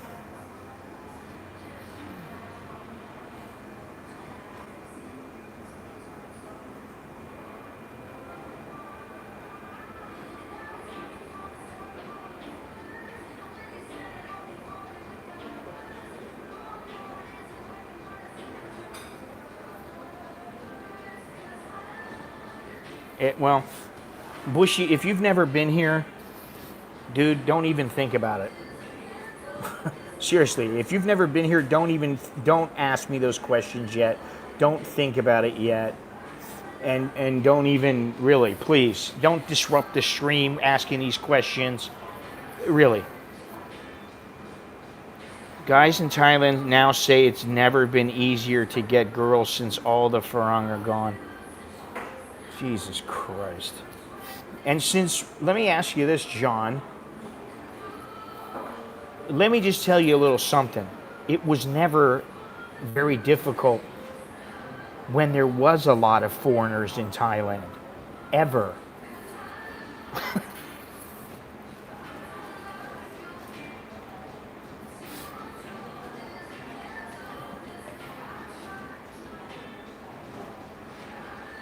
I mean, you either got game or you don't.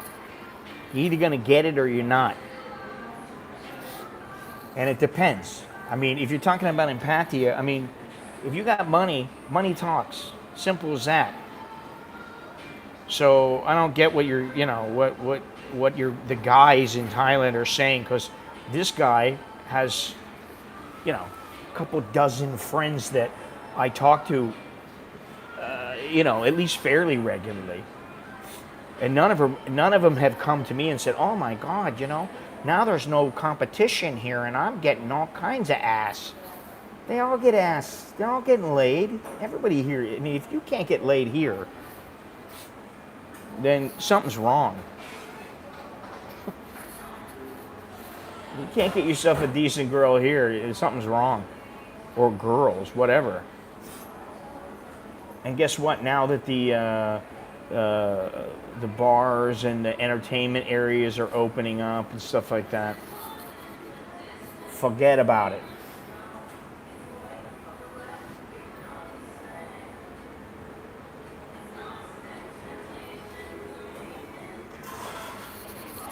It always strikes me as strange when people talk about how easy it is to get women here.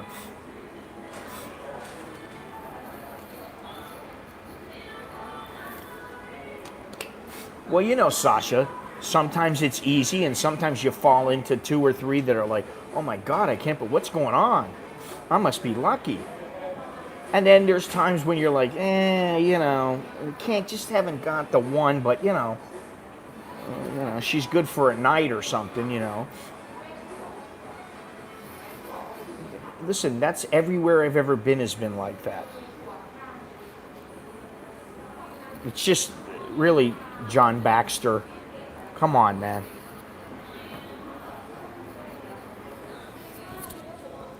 Here you go, John Baxter.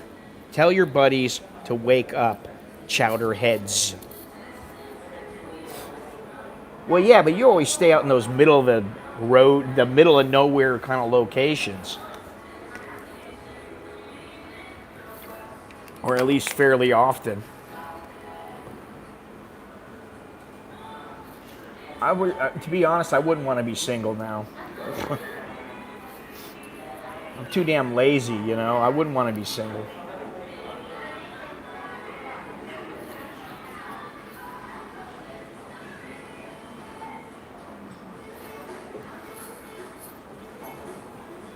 It means you have to make effort. You're looking at somebody who would. I don't care enough to make any effort. 50 meters from the beach, there's just not many women my age because there are no jobs. Even before COVID, they all left for. Where are you at now, Sasha?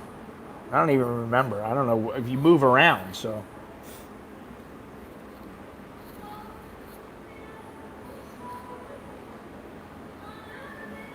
I mean,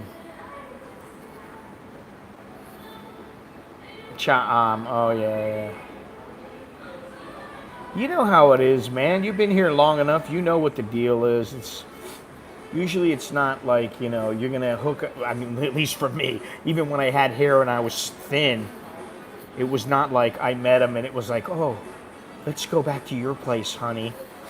I want to knock it out because I need it."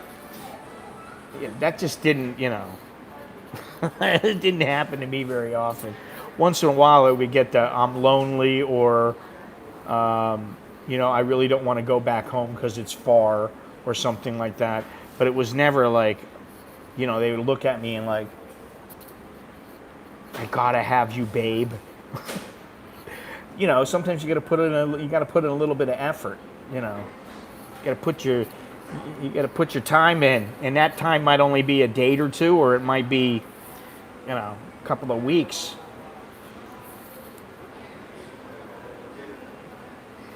I don't know what the hell you guys are talking about. Coeur d'Alene, what? Sandpoint, Idaho? I got no idea what you guys are talking about. Anyway, this stream has gone on almost 3 hours now. I made $4. I can tell you, thank you very much for whoever it was, the Christmas guy, for the $4, which translates into about $2.80. That won't even get me one night in a really shitty guest house. So if I continue like this, I'll be out on the streets if I'm traveling. I'll be like, it's time to go home. It's been full every single day, not even weekends.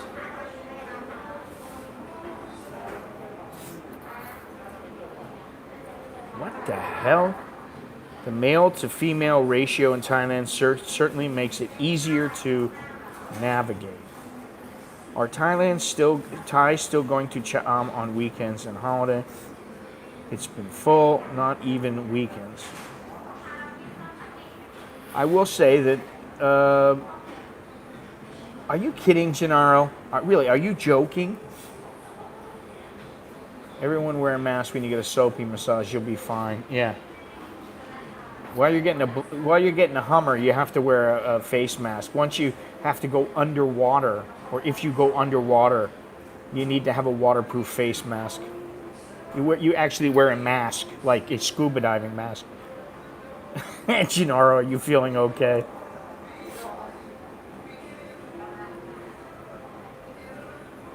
Oh, God. Gennaro's dying to get to Thailand, except you've been dying to come here for a long time, but you haven't come here. I'm wondering when you're going to get over here. And now with the COVID, I have my doubts about when anybody will be over here, to be completely honest.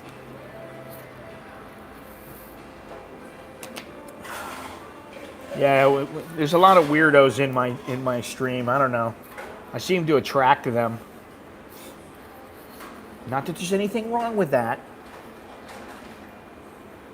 We already know you're weird, Mr. Mitch. We know you're one of the many weirdos. Gennaro's another.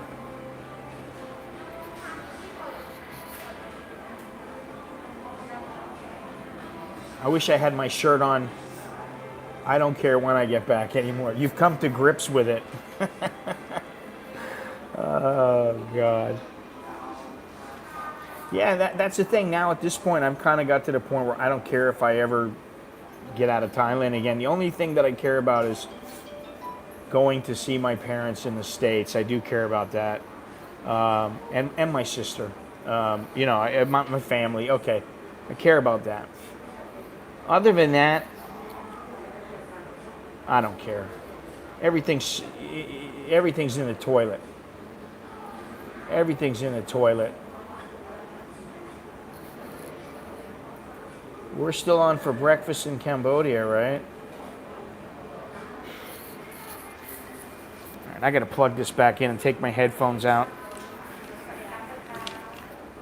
Because I've made this a long stream.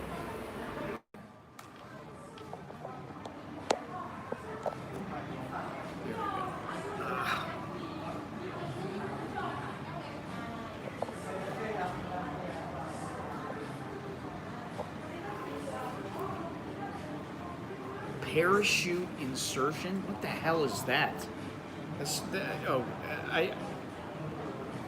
How bad do you want to be here, Gennaro? You must want to be here pretty bad.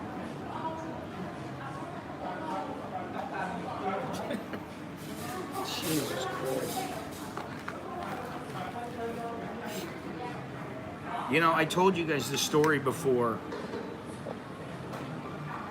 of the guy who, I forgot what happened to him, but he was in, he used to go to the bar in Phuket. He'd fly in from like Denmark or somewhere. He'd fly in, he would not even go to the hotel. He wanted to go and see his girl so bad that he would fly into Phuket and come straight from the airport to the little rinky-dink bar on Soi Bangla. And he would go and see the girls, and then he actually fell off his, he got so drunk, he fell off his bar stool. And he had, what the hell? And he had all kinds of,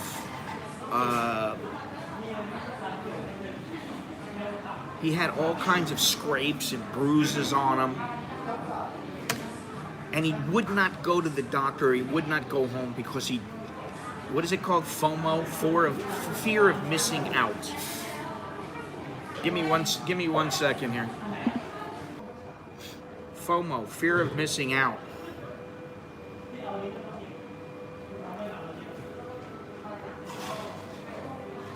And the guy would not go, he refused to go back to his hotel.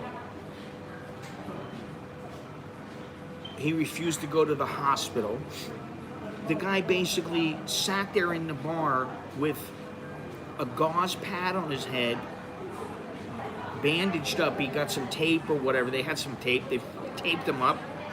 And he's sitting there in the bar drinking because he doesn't, and with his suitcases next to him, he doesn't want to go back. Must put a $3,000. Yeah, I mean, you know.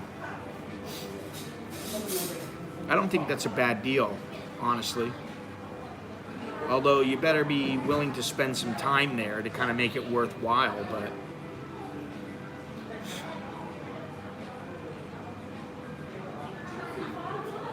Anyway, this place is packed now. We're almost at the 3-hour mark. I haven't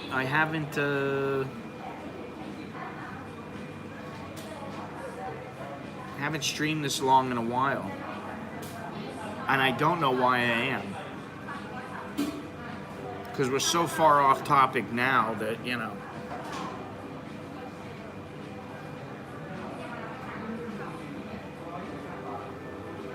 Well, you know, that's the thing. I'm going to travel inside of Thailand. I'll stick inside of Thailand. And that's going to have to do for a while.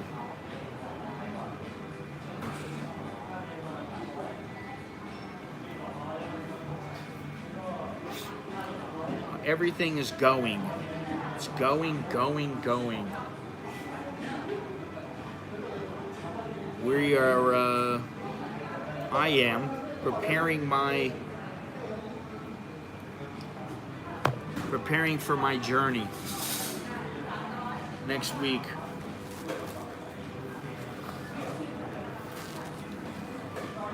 And,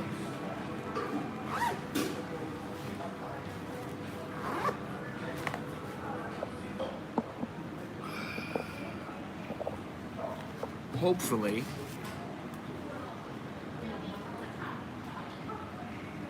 one day I'll be able to travel outside of the country again.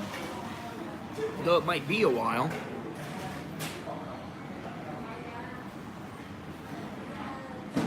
This place is packed now.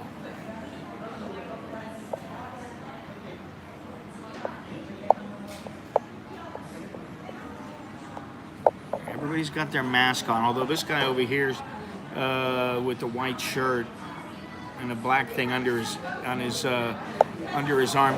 Now he's putting it back on. He had it half on, half off.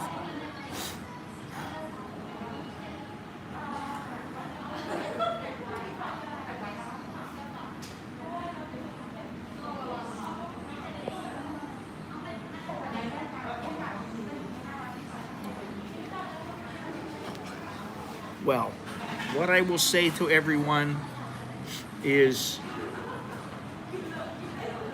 if I'm up in northern Thailand and you want to watch some video, you want to be in Thailand, the next best thing maybe I don't know if the next best thing is being here with me. You know, maybe if I was a beautiful, vivacious young Thai woman with big breast poking out, you guys might enjoy it more. But, you know, if I'm giving you the tour, showing you around, hey, you know, it's the next best thing to be in there.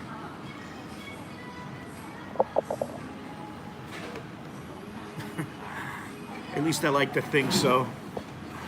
Thailand isn't accepting retirees anytime for the foreseeable future. Could be true. Could be true.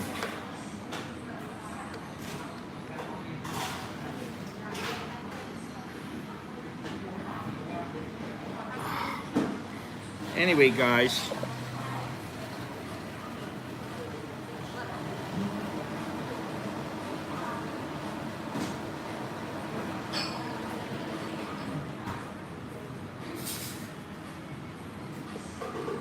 It is what it is. It's all about timing. Happy trails, safe and happy. Chuck wow. What? Oh, choke D.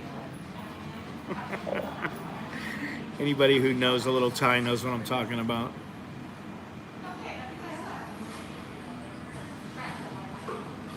I'm just looking around. I can't believe there's so many people here. There's not that many people out on the streets. Yeah, try getting into the Philippines and staying there.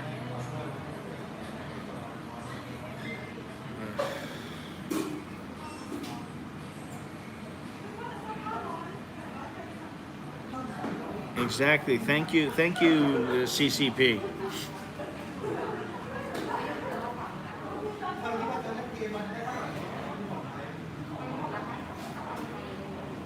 Let's put it this way. Very few places, if you're in the United States or say the UK, Australia, very few places are open that you're gonna wanna go that you might normally go to. I'm not sure about Ibiza, if you're British. I haven't looked there, but I thought that some things are going on with Spain.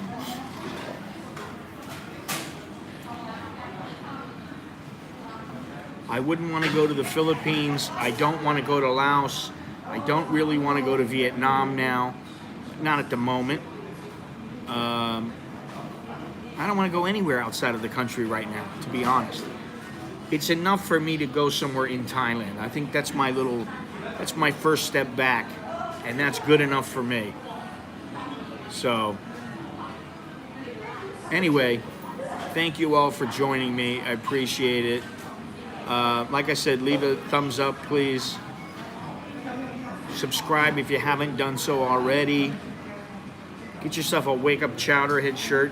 Lord knows that there's a lot of chowderheads in the United States and elsewhere that need to wake the fuck up. I'd really like to change the shirt to say, Wake the fuck up, chowderheads.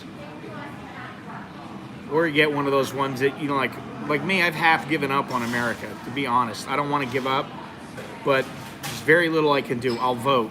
That's it. The rest is up to the people that are living there. You know? You can't let some of these chowderheads take over there. It's too much. But anyway, I'll leave you with a little parting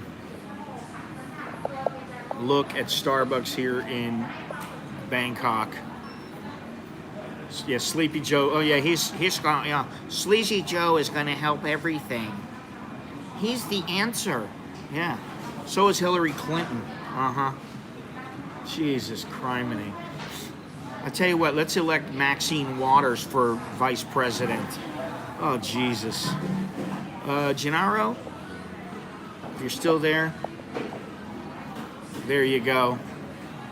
I already talked about that, Ron West. I did talk about that today, and I thought it was wonderful. And I loved it that these poor, peaceful protesters who were doing nothing but minding their own business just happened to trespass onto their property, and they couldn't understand what "get the fuck off my property" means.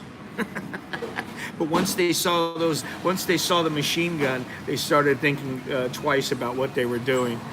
It's so ridiculous, really. I would have laughed if like 50 of them.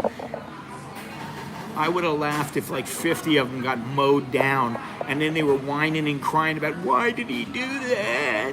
Why? Because it's his property and you broke in. You're trespassing, you dumb shits. Simple as that. Anyway, look, she's got a little cow mask on, or bat mask, whatever you want to call it. But anyway, good people, thank you very much. And I'll see you guys next time. Alrighty? Choke D and all that good stuff. I'm going to give you like a minute. I'm not going to say a word. You guys can just check things out here. And that's the way I'll part ways with you.